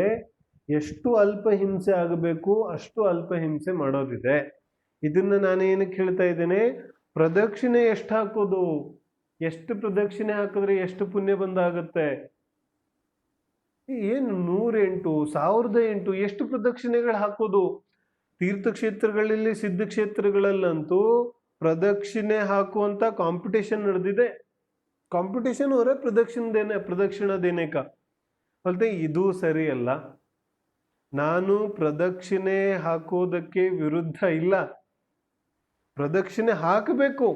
ಪ್ರದಕ್ಷಿಣೆ ಹಾಕೋದು ಜಿನ ದರ್ಶನದ ವಿಧಿಯ ಅಂಗ ಇದೆ. ಪ್ರದಕ್ಷಿಣೆ ಹಾಕದೇನೆ ಜಿನ ದರ್ಶನ ಪೂರ್ತಿ ಆಗೋದಿಲ್ಲ. ಆದ್ರೆ ಎಷ್ಟು ಹಾಕೋದು, 3 ಪ್ರದಕ್ಷಿಣೆ ಬಹುವಚನದ ಪ್ರತೀಕ ಇದೆ. नहीं तो 5 ಪ್ರದಕ್ಷಿಣೆ दिया, 9 दे दिया, ಕಿತ್ನಾ ದೇನಾ. ಜನರಿಗೆ ಏನ್ ಅನ್ಸುತ್ತೆ ಅಂದ್ರೆ ಎಷ್ಟು ಪ್ರದಕ್ಷಿಣೆ ಹಾಕ್ತೇನೆ ಅಷ್ಟು ಪುಣ್ಯ ಬಂದಾಗುತ್ತೆ. ಈ ರೀತಿಯಾಗಿ ಪುಣ್ಯ ಬಂದ ಆಗೋದಿಲ್ಲ. ಈ ಪ್ರದಕ್ಷಿಣೆ ಹಾಕುವಾಗ ಹಾಗಾದ್ರೆ ಏನ್ ವಿಚಾರ ನಡೀತಾ ಇದೆ, ಜಿನೇಂದ್ರರ ಗುಣಗಳು, ಪಂಚಪರಮೇಷ್ಠಿಯ ಯಾವ ಗುಣಗಳಿದೆ ಅದೆಲ್ಲ ಮರ್ತು ಹೋಗುತ್ತೆ. ಪ್ರದಕ್ಷಿಣೆಯನ್ನ ಎನಿಸ್ಲಿಕ್ಕೆ ಕೂತ್ಕೊಂಡ್ಬಿಡ್ತಾನೆ. ನಮೋಕಾರ ಮಂತ್ರದಲ್ಲಿ ನಾವು ಚರ್ಚೆ ಮಾಡಿದ್ವಲ್ಲ, तो बस कितने प्रदक्षिणा हुई ये गिनता बैठ जाएगा, यही गिनता रहेगा. उसको परमेष्टि और कुछ ध्यान नहीं रहेगा. ಪರಮೇಷ್ಠಿಗಳ ಯಾವ ಧ್ಯಾನವೂ ಅವನಿಗೆ ಇರೋದೇ ಇಲ್ಲ. ಗಮನ ಎಲ್ಲ ಯಾವ ಕಡೆಗಿದೆ, ಎಷ್ಟು ಪ್ರದಕ್ಷಿಣೆ ಆಯ್ತು, 50 ಆಯ್ತು, 60 ಆಯ್ತು, 100 ಆಯ್ತು, 100 ಆಯ್ತಾ, 101 ಆಯ್ತಾ, 101 ಆಯ್ತಾ, 105 ಆಯ್ತಾ. ಗಮನ ಎಲ್ಲ ಈ ಲೆಕ್ಕಾಚಾರದ ಕಡೆಗಿದೆ. ಲೆಕ್ಕಾಚಾರ ಆಯ್ತು, ಇದೆಲ್ಲ ಲೆಕ್ಕಾಚಾರ ಆಯ್ತು ತಾನೆ. ಲೆಕ್ಕಾಚಾರ ಆಯ್ತು, ದರ್ಶನ ಆಗ್ಲಿಲ್ಲ. ಮತ್ತೆ ಹಿಂಸೆ ಎಷ್ಟಾಯ್ತು, ಚಲನೆ ಮೇ ಹಿಂಸಾ ತೋ ಹೋಗಿನ, ಅನರ್ಥ ದಂಡದ ಎಲ್ಲ ನಾವು ಚರ್ಚೆ ಮಾಡಿದ್ದೇವೆ. ಹಿಂಸಾ ತೋ ಹುಯಿನ, ಏನ್ ಹೇಳ್ತಿದ್ದಾರೆ, ನಡೆಯೋದಕ್ಕೆ ಹಿಂಸೆ ಆಗುತ್ತೆ ತಾನೆ. ನಾವು ವ್ಯವಹಾರದಲ್ಲಿ ನಡೆಯೋದಕ್ಕೂ ಧರ್ಮಕ್ಷೇತ್ರದಲ್ಲಿ ಬಂದು ಇನ್ನೂ ಪಾಪದಿಂದ ನಾನು ಮುಕ್ತ ಆಗ್ಲಿಕ್ಕೆ, ಪಾಪದಿಂದ ರಹಿತ ಆಗ್ಲಿಕ್ಕೆ, ಅಥವಾ ಪಾಪವನ್ನ ಅಲ್ಪ ಮಾಡುವಂತಹ ಪ್ರಯತ್ನ ಧರ್ಮಕ್ಷೇತ್ರದಲ್ಲೂ ಬಂದು ಮಾಡ್ತಾ ಇಲ್ಲ ಅಂದ್ರೆ, ಹಾಗಾದ್ರೆ ಇನ್ನೆಲ್ಲಿ ಅತಿ ಅಲ್ಪ ಪಾಪಗಳನ್ನ ನಾನು ಮಾಡ್ಲಿಕ್ಕೆ ಸಾಧ್ಯ ಇದೆ. ವ್ಯವಹಾರದಲ್ಲಂತೂ ಮಾಡ್ತಾನೆ ಇದ್ದೇನೆ. ತು ಕಹಾ ಕಮ್ ಪಾಪ ಕಹಾ ಕರೆಗಾ, ಪಾಪೋं को कम कहाँ करेगा. ತುಂಬಾ ವಿಚಾರ, ಜಿನ ಧರ್ಮದ ಬಗ್ಗೆ ವಿಚಾರ ಇಲ್ಲದೆ ಏನನ್ನೂ ಮಾಡೋದು ನಿಷ್ಪ್ರಯೋಜಕ ಇದೆ. ಬಹಳ ವಿಚಾರ ಮಾಡಿ ಮಾಡಬೇಕಾಗುತ್ತೆ. ಯಾವುದಕ್ಕೋಸ್ಕರ ನಾನು ಮಾಡ್ತಾ ಇದ್ದೇನೆ. ಅದೇ ರೀತಿ ರಾತ್ರಿಯಲ್ಲಿ ಪ್ರದಕ್ಷಿಣೆ ಹಾಕೋ ಅವಶ್ಯಕತೆ ಇಲ್ಲ. ರಾತ್ರಿ ಮೇ ಪ್ರದಕ್ಷಿಣೆ ನೈ ದೇನಾ ಚಾಹಿಯೆ. ರಾತ್ರಿಯಲ್ಲಿ ನಮ್ಮ ಗಮನಾಗಮನಗಳನ್ನೇ ಕಡಿಮೆ ಮಾಡಬೇಕು. ಅದರಲ್ಲೂ ಪ್ರದಕ್ಷಿಣೆ ಇತ್ಯಾದಿಗಳು ಪಾಪವೊಂದಕ್ಕೆ ಕಾರಣ ಇದೆ. ಯಾಕಂತ ಹೇಳಿದ್ರೆ ರಾತ್ರಿಯಲ್ಲಿ ಜೀವ ಉತ್ಪತ್ತಿ ಜಾಸ್ತಿ ಆಗುತ್ತೆ. ನಮ್ಮೆಲ್ಲರಿಗೂ ಗೊತ್ತಿದೆ. ರಾತ್ರಿ ಭೋಜನ ಇತ್ಯಾದಿ ನಾವು ಅದಕ್ಕೆ ಮಾಡೋದಿಲ್ಲ. ಆದ್ರೆ ಹಾಗಾಗಿ ಯಾವ ಪ್ರದಕ್ಷಿಣೆ ಇದೆ ಅದನ್ನ ರಾತ್ರಿ ಹಾಕೋದ್ರಿಂದ ಹಿಂಸೆ ಅಧಿಕ ಆಗುತ್ತೆ. ಹಾಗಾಗಿ ರಾತ್ರಿ ಸಮಯದಲ್ಲಿ ಹಾಕೊಳ್ಳೋ ಪ್ರದಕ್ಷಿಣೆ ಹಾಕೋದು ಬೇಕಾಗಿಲ್ಲ. ಈ ಚಿಕ್ಕ ಚಿಕ್ಕ ವಿಷಯಗಳನ್ನೆಲ್ಲ ನಾವು ಜ್ಞಾಪಕ ಇಟ್ಕೋಬೇಕಾಗುತ್ತೆ. ಅದೇ ರೀತಿ ಗಂಟೆ ಇರುತ್ತೆ ಜಿನಮಂದಿರದಲ್ಲಿ. ಗಂಟೆಯನ್ನ ಕೂಡ ರಾತ್ರಿ ಬಾರಿಸುವಂತಹ ಅವಶ್ಯಕತೆ ಇಲ್ಲ ಏನ. ಆ ಗಂಟೆಯಲ್ಲಿ ಸುತ್ತಮುತ್ತ ಯಾವ ಜೀವಿಗಳಿದೆ, ಜೀವ ಉತ್ಪತ್ತಿ ಆಗ್ತಾ ಇದೆ, ಅವುಗಳ ಹಿಂಸೆ ಆಗುತ್ತೆ. ಜೊತೆಗೆ ಗಂಟೆಯ ಶಬ್ದ ಇದೆಯಲ್ಲ, ಆ ಶಬ್ದದಿಂದ ಎಷ್ಟೋ ಜೀವಿಗಳ ಘಾತ ಆಗುತ್ತೆ. ಆ ಶಬ್ದವನ್ನ ಸಹಿಸಲಿಕ್ಕೆ ಶಕ್ತಿ ಇರದೇ ಇರತಕ್ಕಂತಹ ಸೂಕ್ಷ್ಮ ಜೀವಿಗಳು ಕೂಡ ಬಹಳ ಇರುತ್ತೆ ರಾತ್ರಿಯ ಕಾಲದಲ್ಲಿ ವಿಶೇಷವಾಗಿ. ಹಾಗಾಗಿ ರಾತ್ರಿ ಗಂಟೆ ಬಾರಿಸುವಂಥದ್ದು, ಪ್ರದಕ್ಷಿಣೆ ಹಾಕುವಂಥದ್ದು, ಇನ್ನು ಮಿಕ್ಕಿದ್ದು ಪೂಜೆ ಪುನಸ್ಕಾರ ಆರತಿ ಉಸ್ಕಿತು ಬಾತಿನೀಯ, ಅವುಗಳ ಬಗ್ಗೆ ಅಂತೂ ನಾವು ವಿಚಾರ ಕೂಡ ಮಾಡಬಾರ್ದು. ಯಾಕೆ ಬಹಳ ಹಿಂಸೆ ಆಗುತ್ತೆ. ಸಮಾಧಾನವಾಗಿ ಹೋಗಿ ಜಿನಮಂದಿರದಲ್ಲಿ ಕುಳಿತುಕೊಂಡು ಅಥವಾ ಎದ್ದು ನಿಂತು ಜಿನೇಂದ್ರ ಪರಮೇಷ್ಠಿಯ ಸ್ವರೂಪದ ಬಗ್ಗೆ ವಿಚಾರ ಮಾಡುವಂಥದ್ದು ಜಿನ ದರ್ಶನದ ಮುಖ್ಯ ವಿಧಿ ಇದೆ. ಗಂಟೆ ಬಗ್ಗೆನೂ, ಗಂಟೆ ಯಾಕೆ ಬಾರಿಸ್ತಾರೆ, ಗಂಟೆಯ ಪ್ರಯೋಜನ ಕೂಡ ಇದೆಯಲ್ಲ. ಗಂಟೆಯಿಂದ ಯಾವ ಶಬ್ದ ಹೊರಡುತ್ತೆ, ಆ ಶಬ್ದ ಗಂಟೆ ಬಾರಿಸಿದ ತಕ್ಷಣ ಸ್ವಲ್ಪ ಕಾಲದವರೆಗೆ ಆ ಶಬ್ದ ಹಾಗೇ ಎಕೋ ಆಗ್ತಾ ಇರುತ್ತಲ್ಲ, गूंजता रहती है ना वो शब्द. तो कहते हैं जैसे घंटा नाद के बाद वो शब्द गूंजता रहता है, ಆ ಯಾವ ಧ್ವನಿ ಇದೆ ಅದು ಇಕೋ ಆಗ್ತಾ ಇರುತ್ತೆ. ಹಾಗೆಯೇ ಜಿನದರ್ಶನದಿಂದ ಯಾವ ಪರಿಣಾಮ ವಿಶುದ್ಧಿ ನನಗೆ ಪ್ರಾಪ್ತ ಆಗಿದೆ, ಅದು ಹಾಗೇ ಮುಂದಿನ ಸ್ವಲ್ಪ ಕಾಲದವರೆಗೂ ಆದರೂ ಅದು ಹಾಗೇ ಮುಂದುವರಿಲಿ ಅನ್ನೋ ಒಂದು ಉದ್ದೇಶ, ಒಂದು ಅದರ ಹಿಂದೆ ಇರತಕ್ಕಂತಹ ಒಂದು ಸಾರ್ಥಕತೆ, ಅದನ್ನೆಲ್ಲ ನಾವು ತಿಳಿಬೇಕಾಗುತ್ತೆ. ಮತ್ತು ತಿಳಿದು ಆ ಕ್ರಿಯೆಗಳನ್ನ ಆ ರೀತಿಯಾಗಿ ಮಾಡಬೇಕಾಗುತ್ತೆ. ಇದೇ ರೀತಿಯಾಗಿ ಇನ್ನು ಮುಂದಿನ ನಾವು ಯಾವ ದೇವದರ್ಶನ ಇದೆ ಆ ಮುಂದಿನ ವಿಧಿಯನ್ನು ನಾವು ಯೋಚನೆ, ಇಷ್ಟಾದ ಮೇಲೆ ನಾವು ಓಂ ಜೈ ಜೈ ಜೈ ನಮೋಸ್ತು ನಮೋಸ್ತು ನಮೋಸ್ತು ಅಂತ ಹೇಳಿ ಜಿನದರ್ಶನವನ್ನ ಮಾಡಿ ಪಂಚನಮೋಕಾರವನ್ನ ಹೇಳಿ ಆ ನಂತರ ಕಾಯೋತ್ಸರ್ಗ ಮಾಡಬೇಕು ಅನ್ನತಕ್ಕಂತಹ ವಿಧಿಯನ್ನ ನಾವು ಚರ್ಚೆ ಮಾಡಿದ್ವಿ. ಕಾಯೋತ್ಸರ್ಗ ಹೇಗೆ ಮಾಡೋದು? ಕಾಯೋತ್ಸರ್ಗ ಅಂದ್ರೆ ಏನು? ಶರೀರದ ಬಗೆಗಿನ ಏಕತ್ವ ಮಮತ್ವವನ್ನ ತ್ಯಾಗ ಮಾಡ್ತಕ್ಕಂಥದ್ದು. ನಮೋಕಾರ ಮಂತ್ರವನ್ನ ಪಾಠ ಮಾಡುವಾಗ ನಮೋಕಾರ ಮಂತ್ರದ್ದೇ ಧ್ಯಾನ, ಪಂಚಪರಮೇಷ್ಠಿಗಳದ್ದೇ ಧ್ಯಾನ ಇರಬೇಕು.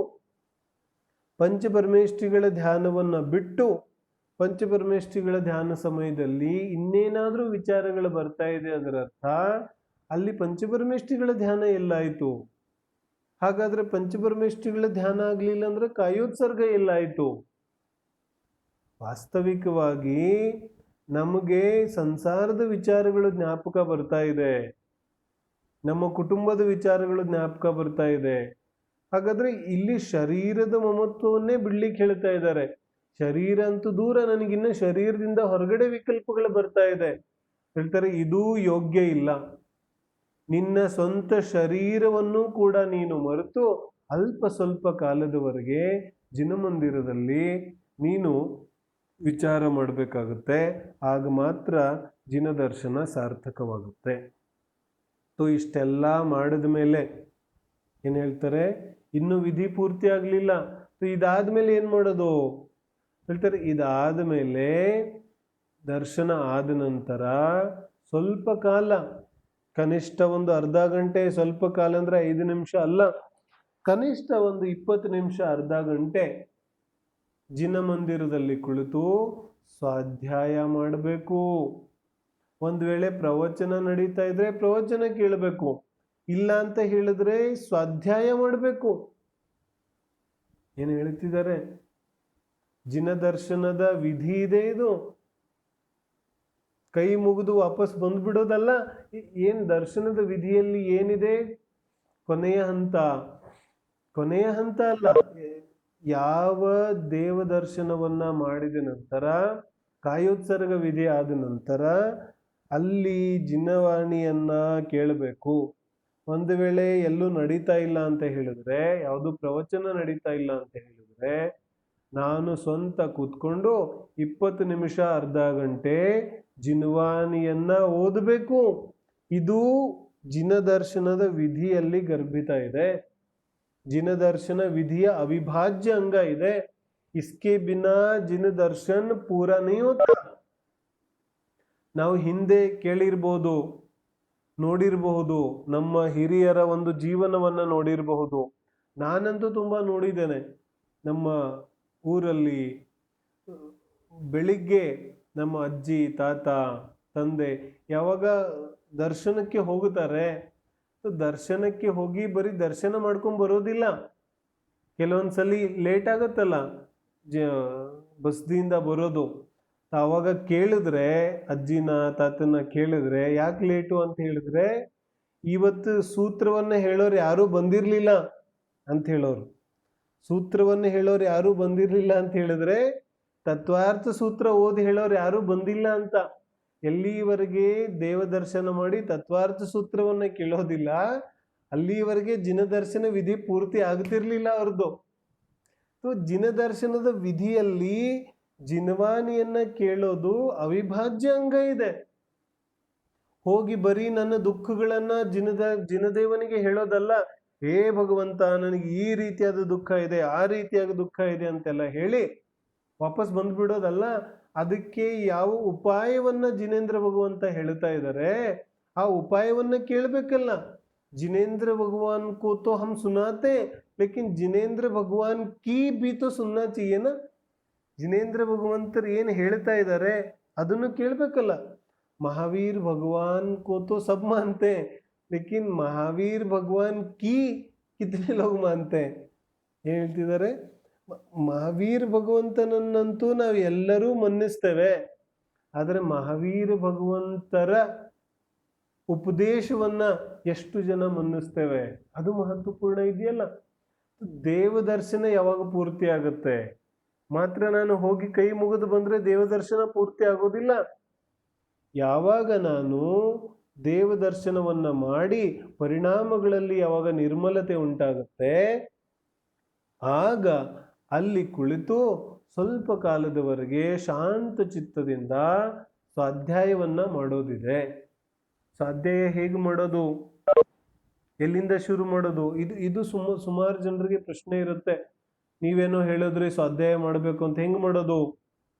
ಕೆಲವರು ಜನ ಏನ್ ಮಾಡ್ತಾರೆ, ದಿನ 10 ನಿಮಿಷ ಯಾವ್ದು ಏನ್ ಸಿಗತ್ತೆ ಬಂದ ಮುಗೀತು. ಯಾವ್ದೋ ಒಂದು ಪುಸ್ತಕ ಎತ್ಕೊಳ್ಳೋದು, ಓದೋದು, ಬರೋದು. ಬೋಲ್ತೆ ऐसा नहीं चलता. ಸ್ವಾಧ್ಯಾಯ ಹೆಂಗೆ ಮಾಡೋದು? ಸ್ವಾಧ್ಯಾಯ ಮಾಡಲಿಕ್ಕೆ ವಿಧಿ ಇದೆ. ಸ್ವಲ್ಪ ಹೊತ್ತು ಕೂತ್ಕೊಂಡು ಕ್ರಮಪೂರ್ವಕವಾಗಿ, ನಾನು ಹೇಳ್ತಾರೆ ಪ್ರಾರಂಭದಿಂದ ಕ್ರಮಪೂರ್ವಕವಾಗಿ ನಿಧಾನವಾಗಿ ಓದೋದು ಶಾಸ್ತ್ರ ಸ್ವಾಧ್ಯಾಯದ ನಿಯಮ. ಏನೇನು ಹೇಳಿದ್ರು ಇನ್ನೊಂದ್ಸಲಿ ಹೇಳ್ತೇನೆ. ಏನ್ ಹೇಳಿದ್ರು? ಪ್ರಾರಂಭದಿಂದ ನಿಧಾನವಾಗಿ ಕ್ರಮಪೂರ್ವಕವಾಗಿ ಓದುವಂಥದ್ದು ಸ್ವಾಧ್ಯಾಯದ ನಿಯಮ ಇದೆ. ನಾವು ಪ್ರಾರಂಭದಿಂದ ಏನು ಓದೋದು ಓದಲಿ, ನಮಗೆ ಏನು ಅರ್ಥ ಆಗುತ್ತೆ ಅದನ್ನು ಓದಬಹುದು. ಆದರೆ ಪ್ರಾರಂಭದಿಂದ ಓದಬೇಕು. ಮತ್ತೆ ಹೆಂಗ್ ಓದಬೇಕು? ನಿಧಾನವಾಗಿ ಓದಬೇಕು. ऐसा नहीं खत्म करने के लिए जल्दी जल्दी पढ़ गए. ನಿಧಾನವಾಗಿ ಅರ್ಥ ಆಗುವಂತೆ, ನನಗೆ ತಿಳಿಯುವಂತೆ ನಾನು ಓದಿಕೊಂಡು ಆ ರೀತಿಯಾಗಿ ಸ್ವಾಧ್ಯಾಯ ಮಾಡೋದಿದೆ. ಇದು ಸ್ವಾಧ್ಯಾಯದ ನಿಯಮ ಇದೆ. तो प्रारंभ जो भी पढ़े प्रारंभ से और धीरे धीरे से और क्रम पूर्वक. ऐसा नहीं कि कल जो पढ़ा था उसको छोड़ दिया और आज कुछ दूसरा पढ़ रहे हैं. ऐसा नहीं. क्रम पूर्वक. ನಿನ್ನೆ ಏನು ಓದಿದ್ದೆ ಅದರ ಮುಂದಿನ ಭಾಗವನ್ನು ಇವತ್ತು ಓದ್ತಾ ಇದ್ದೇನೆ, ಇದರ ಮುಂದಿನ ಭಾಗವನ್ನ ನಾಳೆ. ಕ್ರಮಪೂರ್ವಕವಾಗಿ ನಿಧಾನವಾಗಿ ಪ್ರಾರಂಭದಿಂದ ಸ್ವಾಧ್ಯಾಯ ಮಾಡೋದಿದೆ. ठीकेನಾ? ಈಗ ಈ ವಿಧಿ ಏನಾಯ್ತು, ಕಾಯೋತ್ಸರ್ಗ ಆದ ನಂತರ ಸ್ವಲ್ಪ ಕಾಲ ಅಲ್ಲಿ ಕುಳಿತುಕೊಂಡು ಯಾವ ಜಿನವಾಣಿ ಇದೆ ಅದನ್ನ ಪ್ರಾರಂಭದಿಂದ ಕ್ರಮಪೂರ್ವಕವಾಗಿ ನಿಧಾನವಾಗಿ ಓದೋದಿದೆ. ಇದು ಜಿನ ದರ್ಶನದ ವಿಧಿಯಲ್ಲಿ ಗರ್ಭಿತ ಇದೆ. ನಾ ಹೇಳಿದ್ನಲ್ಲ, ಈ ರೀತಿಯಾದಂತಹ ವಿಧಿ ನಮ್ಮ ಪೂರ್ವ ಪರಂಪರೆಯಲ್ಲಿ ಇತ್ತು. ಆದ್ರೆ ಇವಾಗ ಎಲ್ಲ ನಷ್ಟ ಆಗಿ ಹೋಗ್ತಾ ಇದೆ. ನಮ್ಮ ಹಿರಿಯರನ್ನೆಲ್ಲ ನಾವು ನೋಡಿದ್ದೇವೆ ಇದೇ ರೀತಿಯಾಗಿ ದರ್ಶನ ಮಾಡ್ತಾ ಇರೋದನ್ನ. ಮತ್ತೆ ನಮ್ಮ ವಿಶೇಷವಾಗಿ ಜಿನ ಮಂದಿರಗಳನ್ನ ನಾವು ನೋಡಿದ್ರೆ वास्तुशिल्प के आधार से यदि देखा जाए जिन मंदिरों को, तो ನಮಗೆಲ್ಲ ಗೊತ್ತಿದೆ ಜಿನ ಮಂದಿರದಲ್ಲಿ ಏನೇನಿರುತ್ತೆ, ಗರ್ಭಗೃಹ, ಸುಖನಾಸಿ, ಮುಖಮಂಟಪ ಎಲ್ಲ ಇರುತ್ತಲ್ಲ. ಯಾವುದು ಹಾಲ್ ಇದೆ, ಯಾವುದಕ್ಕೆ ನಾವು ಸುಖನಾಸಿ ಅಂತ ಕರಿತೇವೆ. ಸುಖನಾಸಿ ಅಂದ್ರೆ ಸುಖಪೂರ್ವಕವಾಗಿ ಕುಳಿತುಕೊಂಡು ಸ್ವಾಧ್ಯಾಯ ಮಾಡಲಿಕ್ಕೆ ಜಾಗ ಇದೆ. ಅದು अपन यदि उत्तर भारत की शैली भी देखेंगे तो ಅಲ್ಲೂ ಕೂಡ ದೊಡ್ಡದು ಗೋಲಾಕಾರದಲ್ಲಿ ಇರ್ತಕ್ಕಂತಹ ವಿಶೇಷವಾದ ಒಂದು ಜಾಗ ಇರುತ್ತೆ, ಖಾಲಿ ಜಾಗ. तो वो खाली जगह क्यों छोड़ते हैं? खाली जगह का तात्पर्य ही स्वाध्याय करने के लिए था, सामूहिक जिनवानी को पढ़ने के लिए, या ಶಾಂತ ರೂಪ से बैठकर ಒಬ್ಬೊಬ್ಬರೇ ಪ್ರತ್ಯೇಕವಾಗಿ ಓದಲಿಕ್ಕೆ ಆ ಜಾಗ ಇದೆ. ಅಂದ್ರೆ ಯಾವ ಬಸದಿ ಇದೆ ಅದರ ಬೇಸಿಕ್ ಸ್ಟ್ರಕ್ಚರ್ ಅಲ್ಲೇ ಸ್ವಾಧ್ಯಾಯ ಗರ್ಭಿತ ಇದೆ, ಸ್ವಾಧ್ಯಾಯ ಇನ್ಕ್ಲೂಡೆಡ್ ಇದೆ ಅದರ ಬೇಸಿಕ್ ಸ್ಟ್ರಕ್ಚರ್ ಅಲ್ಲೇ. ಆದ್ರೆ ನಾವು ಗಮನ ಕೊಡೋದಿಲ್ಲ. ಹೇಳ್ತಾರೆ ಈ ಸ್ವಾಧ್ಯಾಯವನ್ನ ಮಾಡುವಂಥದ್ದು ಜಿನ ಧರ್ಮದ ಅವಿಭಾಜ್ಯ ಅಂಗ ಇದೆ. ಹೀಗೆನಾ? ಇಲ್ಲಿಗೆ ನಮ್ಮ ದೇವದರ್ಶನ ಪೂರ್ತಿ ಆಗುತ್ತೆ. ಹೇಳ್ತಾರೆ ಇನ್ನೂ ಪೂರ್ತಿ ಆಗಿಲ್ಲ, ಅಭಿ ಅಭಿ ಪೂರಾ ನಹೀ ಹುವಾ ತೋ ಅಭಿ ಕ್ಯಾ ಬಚಾ, ಇನ್ನೇನು ಉಳಿತು? ಹೇಳ್ತಾರೆ ಯಾವುದನ್ನ ನಾನು ಅರ್ಧ ಗಂಟೆ ಓದಿದ್ದೇನಲ್ಲ ಅದರ ಬಗ್ಗೆ ಕುಳಿತುಕೊಂಡು ಸ್ವಲ್ಪ ಕಾಲ ವಿಚಾರ ಚಿಂತನ ಮನನ ಮಾಡೋದಿದೆ. ಏನ್ ಹೇಳ್ತಾರೆ, ತುಂಬಾ ಜನರಿಗೆ ಅನ್ಸುತ್ತೆ, ಬಹಳ ಬಹಳ ಬಹಳ ಜನರಿಗೆ ದೊಡ್ಡ ಪ್ರಶ್ನೆ ಏನಪ್ಪಾ ಅಂತ ಹೇಳಿದ್ರೆ, ಜಿನ ಮಂದಿರಕ್ಕೆ ಹೋಗಿ ಏನ್ ಮಾಡೋದು? ಹೋಗಿ ಕೈ ಮುಗಿದು ನಮಸ್ಕಾರ ಮಾಡಿಬಿಟ್ರೆ ಮುಗಿತು, ಇನ್ನೇನ್ ಮಾಡೋದಲ್ಲಿ ಅನ್ನೋ ಪ್ರಶ್ನೆ ಸುಮಾರು ಜನಕ್ಕೆ. ಯಾಕಂದ್ರೆ ವಿಧಿ ಗೊತ್ತಿಲ್ವಲ್ಲ, ಏನ್ ಮಾಡೋದು, ಜಿನ ದರ್ಶನದಲ್ಲಿ ಏನ್ ಮಾಡೋದು ಅನ್ನೋ ವಿಧಿ ಗೊತ್ತಿಲ್ಲ. ಏನ್ ಹೇಳ್ತಿದ್ದಾರೆ, ಅಲ್ಲಿ ಸಮಾಧಾನವಾಗಿ ಕುಳಿತುಕೊಂಡು ಸ್ವಲ್ಪ ಕಾಲ ಚಿಂತನ ಮಂಥನ ವಿಚಾರ ಮನನ ಎಲ್ಲ ಮಾಡೋದಿದೆ. ಏನ್ ವಿಚಾರ ಮಾಡೋದು? ನಾನು ಯಾರಿದ್ದೇನೆ, ಮೇ ಕೋನು, ಕಹಾ ಸೆ ಆಯಾ, ಏನಾ, ಯಾವ ರೀತಿಯಾದ ಸ್ವರೂಪ ಇದೆ, ಆ ಅರ್ಹಂತ ಪರಮೇಷ್ಠಿಯ ಬ್ಯಾಕ್ಗ್ರೌಂಡ್ ಎಲ್ಲ ನಮಗೆ ಗೊತ್ತಿರಬೇಕು. ಉನ್ಕಿ ಇತಿಹಾಸ, ಅವರ ಯಾವ ಜೀವನ ಚರಿತ್ರೆ ಇದೆ ಅದೆಲ್ಲ ನಮಗ್ ಗೊತ್ತಿರಬೇಕು. ಮುಂದೆ ಶಾಂತಿನಾಥ ತೀರ್ಥಂಕರ್ ಕೂತಿದ್ದಾರೆ, ಮಹಾವೀರ ಸ್ವಾಮಿಯ ಬಿಂಬ ಇದೆ. ಆ ಮಹಾವೀರ ಸ್ವಾಮಿಯ ಪೂರ್ವ ಪರ್ಯಾಯವನ್ನ ನೋಡ್ಬೇಕು ನಾನು. ಅರೆ ಮಹಾವೀರ ಸ್ವಾಮಿ ಎಲ್ಲಿದ್ರು? ಸಿಂಹ ಪರ್ಯಾಯದಲ್ಲಿದ್ರು, ನಾನು ಮನುಷ್ಯ ಪರ್ಯಾಯದಲ್ಲಿದ್ದೇನೆ. ಮಹಾವೀರ ಸ್ವಾಮಿ ಪಶು ಅವಸ್ಥೆಯಲ್ಲಿದ್ರು, ನಾನಂತೂ ಮನುಷ್ಯ ಇದ್ದೇನೆ. क्या कहता है, महावीर स्वामी तो पशु की अवस्था में थे, मैं तो उनसे भी अच्छा हूं, मैं तो मनुष्य हूं. ಆದ್ರೆ ಪಶು ಅವಸ್ಥೆಯಲ್ಲಿದ್ರೂ ಕೂಡ ತಮ್ಮ ಆತ್ಮ ಕಲ್ಯಾಣವನ್ನ ಮಾಡಿಕೊಂಡು ಸಾಕ್ಷಾತ್ ಅರ್ಹಂತ ಅವಸ್ಥೆಯನ್ನ ಪಡೆದಿದ್ದಾರೆ. ಅಹೋ ಭಗವಾನ್, ಮತ್ತು ನನ್ನಲ್ಲೂ ಕೂಡ ಅದೇ ರೀತಿಯಾದ ಅರ್ಹಂತ ಅವಸ್ಥೆಯನ್ನ ಪಡೆಯುವಂತಹ ಶಕ್ತಿ ಇದೆ. ಅದರ ಬಗ್ಗೆ ವಿಚಾರ ಮಾಡಬೇಕಿದೆ ಅಲ್ಲಿ ಕುಳಿತುಕೊಂಡು. ನಾನು ಯಾರಿದ್ದೇನೆ? ನಾನು ವ್ಯಾಪಾರಿನೋ? ನಾನು ನಿಜವಾಗ್ಲೂ ವ್ಯಾಪಾರಿ ಆಗಿದ್ದಿದ್ರೆ ಈ ವ್ಯಾಪಾರ ಶುರು ಮಾಡೋಕ್ಕಿಂತ ಹಿಂದೆ ಏನಾಗಿದ್ದೆ? ನಾನು ಶಿಕ್ಷಕನೋ? ಹಾಗಾದ್ರೆ ಈ ಶಿಕ್ಷಕ ವೃತ್ತಿ ಶುರು ಮಾಡೋಕ್ಕಿಂತ ಹಿಂದೆ ನಾನು ಏನಾಗಿದ್ದೆ? ಈ ಶಿಕ್ಷಕ ವೃತ್ತಿ, ಈ ಯಾವ ವ್ಯಾಪಾರ ವೃತ್ತಿ, ये तो अभी आया, इससे पहले भी तो मैं था ना. ಏನ್ ಹೇಳ್ತಿದ್ದಾರೆ, इस भाव से पहले भी तो मैं था, ಈ ಭಾವಕ್ಕಿಂತ ಹಿಂದೆ ಕೂಡ ನಾನಿದ್ದೆ. ಹಾಗಾದ್ರೆ ಅವಾಗ ಏನಾಗಿದ್ದೆ? ನಾನು ಶ್ರೀಮಂತನೋ, ಬಡವನೋ, ಕುರೂಪಿನೋ, ಸುರೂಪಿನೋ ವಿಚಾರ ಮಾಡಬೇಕಿದೆ. ವಾಸ್ತವಿಕವಾಗಿ ನಾನು ವ್ಯಾಪಾರಿ ಅಲ್ಲ, ನಾನು ಕುರೂಪಿ ಸುರೂಪಿ ಅಲ್ಲ, ನಾನು ಶ್ರೀಮಂತ ಅಲ್ಲ. ನಾನು ಒಂದು ವೇಳೆ ವ್ಯಾಪಾರಿ ಆಗಿದ್ದಿದ್ರೆ ಈ ಹಿಂದಿನ ಕಾಲದಲ್ಲಿ ಏನಾಗಿದ್ದೆ? ಅವಾಗೇನೋ ಬೇರೆ ಆಗಿದ್ದೆ. ಅದರ ಹಿಂದಿನ ಕಾಲದಲ್ಲಿ ಏನಾಗಿದ್ದೆ? ಅವಾಗೇನೋ ಬೇರೆ ಆಗಿದ್ದೆ. ವಾಸ್ತವಿಕವಾಗಿ ನಾನು ಈ ಬಾಹ್ಯ ಅವಸ್ಥೆ ಸ್ವರೂಪ ಅಲ್ಲ, ನಾನಂತೂ ಈ ಎಲ್ಲ ಅವಸ್ಥೆಗಳಿಂದ ರಹಿತನಾದಂತಹ ಒಬ್ಬ ಶುದ್ಧ ಚಿನ್ಮಾತ್ರ ಜ್ಞಾನಾನಂದ ಸ್ವರೂಪಿ ಆತ್ಮ ಇದ್ದೇನೆ ಅನ್ನೋದನ್ನ ವಿಚಾರ ಮಾಡೋದಿದೆ. ಪ್ರತಿದಿನ ವಿಚಾರ ಮಾಡೋದಿದೆ. ಪ್ರತಿದಿನ ಸುಮಾರು ಜನಕ್ಕೆ ಅನ್ಸುತ್ತೆ ಪ್ರತಿದಿನ ಇದನ್ನೇ ಯೋಚನೆ ಮಾಡೋದು, ಪ್ರತಿದಿನ ಎಷ್ಟಂತ ಇದನ್ನೇ ಯೋಚನೆ ಮಾಡೋದು, ಈ ರೀತಿನೂ ಅನ್ಸುತ್ತೆ ಅನೇಕ ಜೀವಿಗಳಿಗೆ. ತೋಕತೆ ಪ್ರತಿದಿನ ನಾನು ಎಷ್ಟು ಕೆಲಸಗಳನ್ನ ಮಾಡೋದಿಲ್ಲ, ಪ್ರತಿದಿನ ಹಲ್ಲುಜ್ಜುತ್ತೇನೆ, ಪ್ರತಿದಿನ ಸ್ನಾನ ಮಾಡ್ತೇನೆ, ಪ್ರತಿದಿನ ಊಟ ಮಾಡ್ತೇನೆ, ಪ್ರತಿದಿನ ಅದೇ ನಮೋಕಾರ ಮಂತ್ರವನ್ನ ಹೇಳುತ್ತೇನೆ, ಪ್ರತಿದಿನ ಅದೇ ಜಿನಮಂದಿರಕ್ಕೆ ಬರ್ತೇನೆ, ಮತ್ತೆ ಪ್ರತಿದಿನ ಯೋಚನೆ ಮಾಡ್ಲಿಕ್ಕೆ ಏನ್ ತೊಂದರೆ ಇದೆ ನನಗೆ? ಆದ್ರೆ ಯೋಚನೆ ಮಾಡೋದಂದ್ರೆ ಈ ಅಜ್ಞಾನಿ ಜೀವಕ್ಕೆ ಆಗೋದಿಲ್ಲ.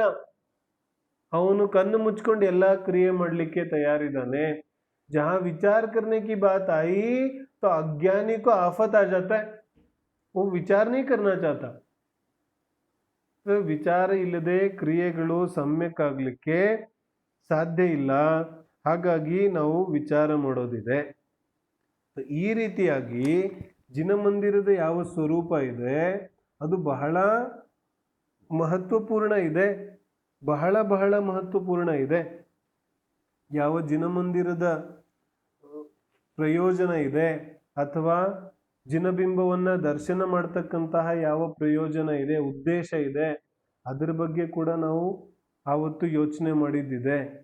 ಇಲ್ಲೇನಾಯ್ತು, ಕೊನೆಯ ಹಂತ ಅಲ್ಲೇನು ಜಿನ್ವಾಣಿಯಲ್ಲಿ ಓದಿದ್ದೇವೆ ಅಥವಾ ಜಿನೇಂದ್ರ ಪರಮೇಷ್ಠಿಯ ಯಾವ ಸ್ವರೂಪ ಇದೆ, ಜಿನೇಂದ್ರ ಭಗವಂತರ ಯಾವ ಸ್ಥಿತಿ ಇದೆ, ಅದರ ಬಗ್ಗೆ ನಾವು ವಿಚಾರ ಮಾಡೋದಿದೆ. ಏನ್ ಹೇಳ್ತಾರೆ, ಜಿನೇಂದ್ರ ಭಗವಂತರ ಹತ್ರ ನಾವೇನು ಪೂಜೆ ಇತ್ಯಾದಿಗಳ ಮುಖಾಂತರ ಹೇಳಿದ್ದೇವೆ, ಅದಕ್ಕೆ ಯಾವ ಉಪಾಯವನ್ನ ಅವರು ಹೇಳ್ತಾ ಇದ್ದಾರೆ, ಆ ಉಪಾಯವನ್ನ ಕೇಳೋದಿದೆ. ಏನ್ ಹೇಳ್ತಾರೆ, ಪ್ರತಿ ದಿನ ನಾನು ಜಿನಮಂದಿರಕ್ಕೆ ಹೋಗ್ತಾನೆ ಇದ್ದೇನೆ, ಆದ್ರೆ ಜಿನೇಂದ್ರರು ಏನು ಹೇಳ್ತಾ ಇದ್ದಾರೆ ಅದನ್ನ ಕೇಳ್ತಾನೆ ಇಲ್ಲ. जिनेंद्र क्या कहते हैं, जिनेंद्र भगवंत क्या कहते हैं, इसको तो मैं कभी सोचता ही नहीं, सुनता ही नहीं. ಹಾಗಾಗಿ ಈ ಯಾವ ಚಿಂತನೆಯ ವಿಧಾನ ಇದೆ, ಈ ಮೂಲಕ ನಾನು ಅವರ ಯಾವ ಸ್ವರೂಪ ಇದೆ ಅದರ ಬಗ್ಗೆ ನಾನು ಚಿಂತನೆ ಮಾಡಿ ಅದನ್ನ ಅನುಸರಿಸಕ್ಕೆ ನನಗೆ ಅವಕಾಶ ಸಿಕ್ಕಂತಾಗುತ್ತೆ. ಹಾಗಾಗಿ ಚಿಂತನೆ ಮಾಡೋದು ಕೂಡ ಈ ಯಾವ ಜಿನದರ್ಶನ ಇದೆ ಅದರ ಅವಿಭಾಜ್ಯ ಅಂಗ ಇದೆ. ಈ ರೀತಿಯಾಗಿ ಯಾವ ಜೀವ ಜಿನದರ್ಶನವನ್ನ ಮಾಡ್ತಾನೆ ಅವನ ಅನೇಕ ಸಂಕಟಗಳೆಲ್ಲ ದೂರ ಆಗುತ್ತೆ, ಅವನ ಜೀವನದಲ್ಲಿ ಬಹಳ ಪರಿವರ್ತನೆ ಆಗುತ್ತೆ. ನಾವು ಜಿನದರ್ಶನವನ್ನ ಬಹಳ ಸಾಮಾನ್ಯವಾದ ವಿಚಾರ ಅಂತ ಅನ್ಕೋತೇವೆ. ದರ್ಶನಂ ದೇವದೇವಸ್ಯ ದರ್ಶನಂ ಪಾಪನಾಶನಂ, ದರ್ಶನಂ ಸ್ವರ್ಗ ಸೋಪಾನಂ, ದರ್ಶನಂ ಮೋಕ್ಷ ಸಾಧನಂ. ದರ್ಶನದಿಂದ ಮೋಕ್ಷಕ್ಕೆ ಹೋಗ್ಬೋದಿದೆ, ಪಾಪನಾಶವಾಗುತ್ತೆ. ಅರೆ ಜಿನದರ್ಶನದಿಂದ ಪೂರ್ವಬದ್ಧ ಎಷ್ಟೋ ಕರ್ಮಗಳಲ್ಲಿ ಸಂಕ್ರಮಣ ಆಗುತ್ತೆ, ಪಾಪ ಕರ್ಮಗಳೆಲ್ಲ ಪುಣ್ಯ ರೂಪವಾಗಿ ಪರಿವರ್ತನೆ ಆಗುತ್ತೆ, ನಮಗೆ ಗೊತ್ತೇ ಆಗೋದಿಲ್ಲ. ಆದ್ರೆ ಏನಾದ್ರೂ ಚಮತ್ಕಾರ ಆದ್ರೆ ಮಾತ್ರ ನನಗೆ ಅನ್ಸುತ್ತೆ, ಓ ಇದು ಅರ್ಹಂತ ಪರಮೇಷ್ಠಿ, ಇದು ಜಿನಮಂದಿರಕ್ಕೆ ಆಗೋದ್ರಿಂದ ಆಯ್ತು ಏನಾ. ಏನಾದ್ರೂ ಸಂಕಟ ಬಂದಿತ್ತು ಜೀವನದಲ್ಲಿ, ಮತ್ತ ಆ ಸಂಕಟ ಬಂದಾಗ ನಾನು ಜಿನಮಂದಿರಕ್ಕೆ ಹೋಗ್ಲಿಕ್ಕೆ ಶುರು ಮಾಡಿದೆ, ಮತ್ ಶುರು ಮಾಡಿದ ತಕ್ಷಣ ಸಂಕಟದ ಕಡಿಮೆ ಆಗೋಯ್ತು. ಅವಾಗ ಅನ್ಸತ್ತೆ, ಹೇ ಚಮತ್ಕಾರ ಆಗೋಯ್ತು, ಜಿನೇಂದ್ರ ಪರಮೇಷ್ಠಿ ಎಲ್ಲ ಸರಿ ಮಾಡಿದ್ರು, ऐसा ऐसा ऐसा लगता है. लेकिन वास्तव में तो ऐसा नहीं है. ಇದಕ್ಕಿಂತ ವಿಶೇಷವಾದ ಸ್ವರೂಪ ಇದೆ. ಏನ್ ವಿಶೇಷವಾದ ಸ್ವರೂಪ ಇದೆ ಅದು ನಮಗ್ ಕಥೆ ಗೊತ್ತಿದೆಯಲ್ಲ. ಒಬ್ಬರು ಮುನಿರಾಜರು ಧ್ಯಾನ ಮಾಡ್ಕೊಂಡು ಕೂತಿರ್ತಾರೆ. ಆ ಮುನಿರಾಜರ ಮೇಲೆ ಆಕ್ರಮಣ ಮಾಡ್ಲಿಕ್ಕೆ ಆ ಕಡೆಯಿಂದ ಒಂದು ಸಿಂಹ ಬರುತ್ತೆ. ಸಿಂಹವನ್ನ ನೋಡಿ ಇನ್ನೊಂದು ಕಾಡು ಹಂದಿ ಅದನ್ನ ನೋಡಿ ಆ ಸಿಂಹನನ್ನ ತಡಿಲಿಕ್ಕೆ ಕಾಡು ಹಂದಿ ಬರುತ್ತೆ. ಯಾಕೆ? ಕಾಡು ಹಂದಿ ಆ ಯಾವ ಮುನಿಗಳಿದ್ದಾರೆ ಆ ಮುನಿಗಳನ್ನ ರಕ್ಷಣೆ ಮಾಡುವಂತಹ ಭಾವ ಅದಕ್ಕಿದೆ. ಇನ್ನು ಈ ಕಡೆಯಿಂದ ಸಿಂಹ ಬರ್ತಾ ಇದೆ ಮುನಿಗಳನ್ನ ತಿನ್ನಲಿಕ್ಕೆ, ಅದನ್ನ ತಡಿಲಿಕ್ಕೆ ಇದು ಹಂದಿ ಬರುತ್ತೆ. ಎರಡು ಜಗಳ ಆಡ್ಲಿಕ್ಕೆ ಶುರು ಮಾಡುತ್ತೆ. ಇದು ತಡಿಲಿಕ್ಕೆ, ಅದು ಆಕ್ರಮಣ ಮಾಡ್ಲಿಕ್ಕೆ. ರಾತ್ರಿ ಪೂರ್ತಿ ಎರಡು ಜಗಳ ಆಡತ್ತೆ, ಎರಡು ಒಂದಕ್ಕೊಂದು ಹೊಡೆಯತ್ತೆ. ಜಗಳ ಆಡಿ ಆಡಿ ಆಡಿ ರಾತ್ರಿ ಪೂರ್ತಿ ಜಗಳ ಆಡಿ ಎರಡು ಒಂದಕ್ಕೊಂದು ಹೊಡೆದು ಸತ್ತೋಗ್ಬಿಡುತ್ತೆ. ಎರಡು ಒಂದಕ್ಕೊಂದು ಹೊಡೆದು ಸತ್ತೋಗ್ಬಿಡುತ್ತೆ. ಈಗ ಯಾರು ನರಕಕ್ಕೆ ಹೋಗ್ತಾರೆ, ಯಾರು ಸ್ವರ್ಗಕ್ಕೆ ಹೋಗ್ತಾರೆ? ತನ್ನ ಉತ್ತರ ಎಲ್ಲರಿಗೂ ಗೊತ್ತಿದೆ. ಆ ಸಿಂಹ ಇದೆ, ಅದು ಸ್ವರ್ಗಕ್ಕೆ ಹೋಗುತ್ತೆ. ಇಲ್ಲ, ಸಿಂಹ ನರಕಕ್ಕೆ ಹೋಗುತ್ತೆ. ಮತ್ತೆ ಯಾವ ಕಾಡಹಂದಿ ಇದೆ, ಅದು ಸ್ವರ್ಗಕ್ಕೆ ಹೋಗುತ್ತೆ. ಯಾಕೆ? हिंसा तो दोनों ने एक समान किया ना, सुअर ने भी मारा और सिंह ने भी मारा. मारने की क्रिया तो एक है ना, ಹೊಡೆಯುವಂತಹ ಕ್ರಿಯೆ ಒಂದೇ ಇದೆ. ಆದರೆ ಭಾವನೆಗಳ ಅಪೇಕ್ಷೆಯಿಂದ ಒಂದಕ್ಕೆ ರಕ್ಷಣೆಯ ಭಾವ ಇದೆ, ಇನ್ನೊಂದಕ್ಕೆ ಹಿಂಸೆಯ ಭಾವ ಇದೆ. ಎರಡಕ್ಕೂ ಫಲ. ಈ ಫಲದ ಬಗ್ಗೆ ನಾನೀಗ ವಿಚಾರ ಮಾಡ್ತಿಲ್ಲ. ನಾನೇನು ಹೇಳ್ತಾ ಇದ್ದೇನೆ, ಆ ಮುನಿಗಳಿಗೆ ಯಾವ ಸಂಕಟ ಬರಬೇಕಿತ್ತು, ಆ ಸಂಕಟ ಅವ್ರ ಮೇಲೆ ಬರಲೇ ಇಲ್ಲ. ಸಂಕಟ ಮಧ್ಯದಲ್ಲೇ ನಿಂತೋಗ್ಬಿಡ್ತು. संकट रास्ते में ही अपना रास्ता बदल दिया. क्या कह रहे हैं? समझ में आती है क्या बात मैं क्या कह रहा हूं? ಏನ್ ಹೇಳ್ತಿದ್ದಾರೆ? ಸಂಕಟ ಬಂದ ಮೇಲೆ ನಿವಾರಣೆ ಆಗೋದು ದೊಡ್ಡ ವಿಚಾರ ಅಲ್ಲ. ಸಂಕಟ ಬರೋದಿದೆ ಮತ್ತು ಸಂಕಟ ಬರುವಂತಹ ಮಾರ್ಗದಲ್ಲಿ ಮಧ್ಯದಲ್ಲೇ ಸಂಕಟ ಡೈವರ್ಟ್ ಆಗೋಯ್ತು. It took diversion. ಯಾಕೆ ಡೈವರ್ಟ್ ಆಗೋಯ್ತು?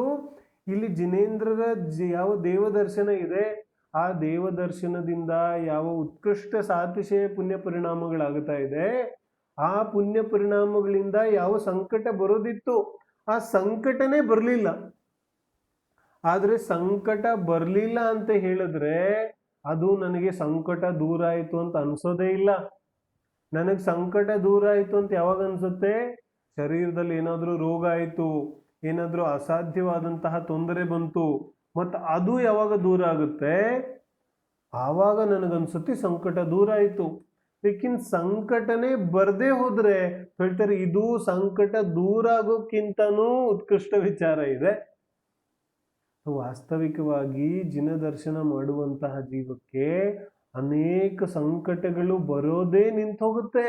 ಯಾಕಂದ್ರೆ ಪೂರ್ವಕೃತ ಅನೇಕ ಪಾಪಬಂಧಗಳೆಲ್ಲ ಸಂಕ್ರಮಣವಾಗಿ ಪುಣ್ಯರೂಪವಾಗುತ್ತವೆ, ಅಥವಾ ಅವುಗಳ ಅನುಭಾಗ ಶಕ್ತಿ ಹೀನ ಆಗುತ್ತೆ, ಫಲ ಕೊಡುವಂತಹ ಶಕ್ತಿ ಕಡಿಮೆ ಆಗುತ್ತೆ ಕರ್ಮಗಳದ್ದು. ಈ ರೀತಿಯಾಗಿ ಸಹಜವಾಗಿಯೇ ಅವನ ಜೀವನ ಸಂಸಾರದಲ್ಲೂ ಕೂಡ ಶಾಂತಿಮಯವಾಗಿ ಸಮೃದ್ಧಮಯವಾಗಿ ಆಗೋದು ಬಹಳ ಸಹಜ ಇದೆ. ನಾನು ಹೇಳಿದ್ನಲ್ಲ, ಬೆಳೆಯ ಜೊತೆಗೆ ಹೊಟ್ಟು ಸಿಕ್ಕಂತ ಇದೆ, ಇದು ಪುಣ್ಯ. ಈ ಪುಣ್ಯಕ್ಕೋಸ್ಕರ ನಾನು ಹೋಗೋದಿಲ್ಲ. ಪೂಜಾ ಪ್ರತಿಜ್ಞೆ ಪಾಠದಲ್ಲಿ ನಾವು ಹೇಳ್ತೀವಲ್ಲ, ಪುಣ್ಯಂ ಸಮಗ್ರ ಮಹಮೇಕ ಮನಾಜುಹೋಮಿ. ಏನ್ ಹೇಳ್ತಿದ್ದೀವಿ? ಕೇವಲ ಬೋಧವನ್ನೌ ऐसा शब्द आता है ना पूजन में. ಅದರಲ್ಲಿ ಏನಿದೆ? ಈ ಯಾವ ಪೂಜೆ ಅನ್ನುವಂತಹ ವಿಧಾನ ಇದೆ, ಪೂಜೆ ಅನ್ನುವಂತಹ ಅನುಷ್ಠಾನ ಇದೆ, ಈ ಅನುಷ್ಠಾನದಲ್ಲಿ ನನಗೆ ಯಾವ ಅರ್ಜನೆಯಾದಂತಹ ಪುಣ್ಯ ಇದೆ, ಆ ಅರ್ಜನೆಯಾದಂತಹ ಪುಣ್ಯವನ್ನೆಲ್ಲ ನಾನು ಇದೇ ಹೋಮದಲ್ಲಿ ಹಾಕೋಗುತ್ತೇನೆ. ಇನ್ನು ಪೂಜೆಯನ್ನ ಪ್ರಾರಂಭ ಮಾಡೋದು ಎಲ್ಲಿಂದ? पूजा प्रतिज्ञा पाठ. पूजा की जो प्रारंभ होती है ना, पूजे ಇನ್ನು ಪ್ರಾರಂಭ ಆಗಿಲ್ಲ, ಅದಕ್ಕಿಂತ ಮುಂಚೆ ನಾವು ಪ್ರತಿಜ್ಞೆ ಪಾಠವನ್ನು ಹೇಳ್ತೇವೆ. ಅದರಲ್ಲಿ ಏನ್ ಹೇಳ್ತಿದೀವಿ? ಪುಣ್ಯಂ ಸಮಗ್ರ ಮಹಮೇಕ ಮನಾಜುಹೋಮಿ. ಯಾವ ಪೂಜೆಯಿಂದ ಪುಣ್ಯ ಸಂಗ್ರಹ ಆಗೋದಿದೆ, ಆ ಎಲ್ಲಾ ಪುಣ್ಯವನ್ನ ನಾನು ಇದೇ ಹೋಮದಲ್ಲಿ ಹಾಕಿ ಹೋಗುತ್ತೇನೆ ಅಂತ. ಅಂದ್ರೆ ಪುಣ್ಯಕ್ಕೋಸ್ಕರ ನಾನು ಪೂಜೆ ಮಾಡ್ತಾ ಇಲ್ಲ. ಪೂಜೆಯ ಚರ್ಚೆಯನ್ನ ನಾವು ಬಹಳ ಸುಂದರವಾಗಿ ಅದರ ಚರ್ಚೆಯನ್ನ ಸಂದರ್ಭಕ್ಕೆ ಅನುಸಾರವಾಗಿ ಮಾಡೋದಿದೆ. ಆದರೆ ಈ ಜಿನದರ್ಶನದಿಂದ ಎಲ್ಲಾ ರೀತಿಯಾದ ಅನೇಕ ಪಾಪಗಳಿಗೂ ಪುಣ್ಯರೂಪವಾಗಿ ಪರಿವರ್ತನೆ ಆಗೋದನ್ನ ನಾವು ನೋಡ್ತೇವೆ. ಅವನ ಜೀವನದಲ್ಲಿ ಅನೇಕ ರೀತಿಯಾದಂತಹ ಯಾವ ಸಮಸ್ಯೆಗಳಿದೆ ಅವುಗಳೆಲ್ಲ ದೂರ ಆಗತಕ್ಕಂತಹದ್ದನ್ನ ಕೂಡ ನಾವು ನೋಡ್ತೇವೆ. ಆದರೆ ಈ ಉದ್ದೇಶದಿಂದ ಯಾವ ಜೀವ ಜಿನದರ್ಶನವನ್ನು ಮಾಡ್ತಾನೆ ಅವನಿಗಂತೂ ಪಾಪದ ಬಂಧವೇ ಆಗುತ್ತೆ, ಅವನಿಗೆ ಪುಣ್ಯದ ಬಂಧ ಆಗಲಿಕ್ಕೆ ಸಾಧ್ಯ ಇಲ್ಲ. ಯಾಕಂದ್ರೆ ಅವನು ನಿಧಾನವನ್ನ ಮಾಡ್ತಾ ಇರ್ತಾನೆ. ಈ ರೀತಿಯಾಗಿ ಇನ್ನೂ ಕೆಲವು ವಿಚಾರಗಳನ್ನ ನಾವು ದೇವದರ್ಶನದ ಬಗ್ಗೆ ತಿಳ್ಕೊಂಡಿದ್ದೇವೆ. ಈ ರೀತಿಯಾಗಿ ದೇವದರ್ಶನದ ವಿಧಿಯನ್ನು ನಾವು ತಿಳಿದು ಈ ರೀತಿಯಾಗಿ ಜಿನೇಂದ್ರ ಪರಮೇಶ್ವರಿಯ ದರ್ಶನವನ್ನ ಮಾಡಿದ್ದೇ ಆದರೆ ನಮಗೆ ನಿಜವಾಗ್ಲೂ ಯಾವ ದೇವದರ್ಶನದ ಲಾಭ ಇದೆ, ಅದು ಸಿಗತ್ತೆ.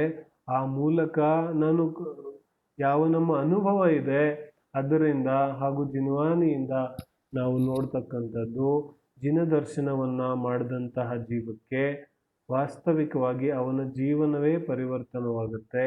ಅಂತಹ ಅದ್ಭುತವಾದಂತಹ ಶಕ್ತಿ ಜಿನದರ್ಶನದಲ್ಲಿದೆ. ಆ ರೀತಿಯಾದ ಜಿನದರ್ಶನದಿಂದ ನಾವು ನಮ್ಮ ಅಂತರಂಗದಲ್ಲಿರುವಂತಹ ನಮ್ಮ ಭಗವಾನ್ ಆತ್ಮನನ್ನು ಸ್ಮರಿಸಿ ಅದನ್ನು ಧ್ಯಾನ ಮಾಡಿ ಮುಕ್ತಿಯನ್ನು ಪಡೆಯುವಂತಹ ಪುರುಷಾರ್ಥವನ್ನು ಮಾಡೋದಿದೆ, ಮಾಡೋಣ ಅನ್ನುವಂತಹ ಭಾವದಿಂದ ಇವತ್ತಿನ ಸ್ವಾಧ್ಯಾಯವನ್ನು ಇಲ್ಲಿಯೇ ವಿರಾಮ ಮಾಡೋಣ. ಮುಂದಿನ ಚರ್ಚೆಯನ್ನು ನಾಳೆ ಮಾಡೋದಿದೆ. ಜಿನವಾನಿ ಸ್ತುತಿ.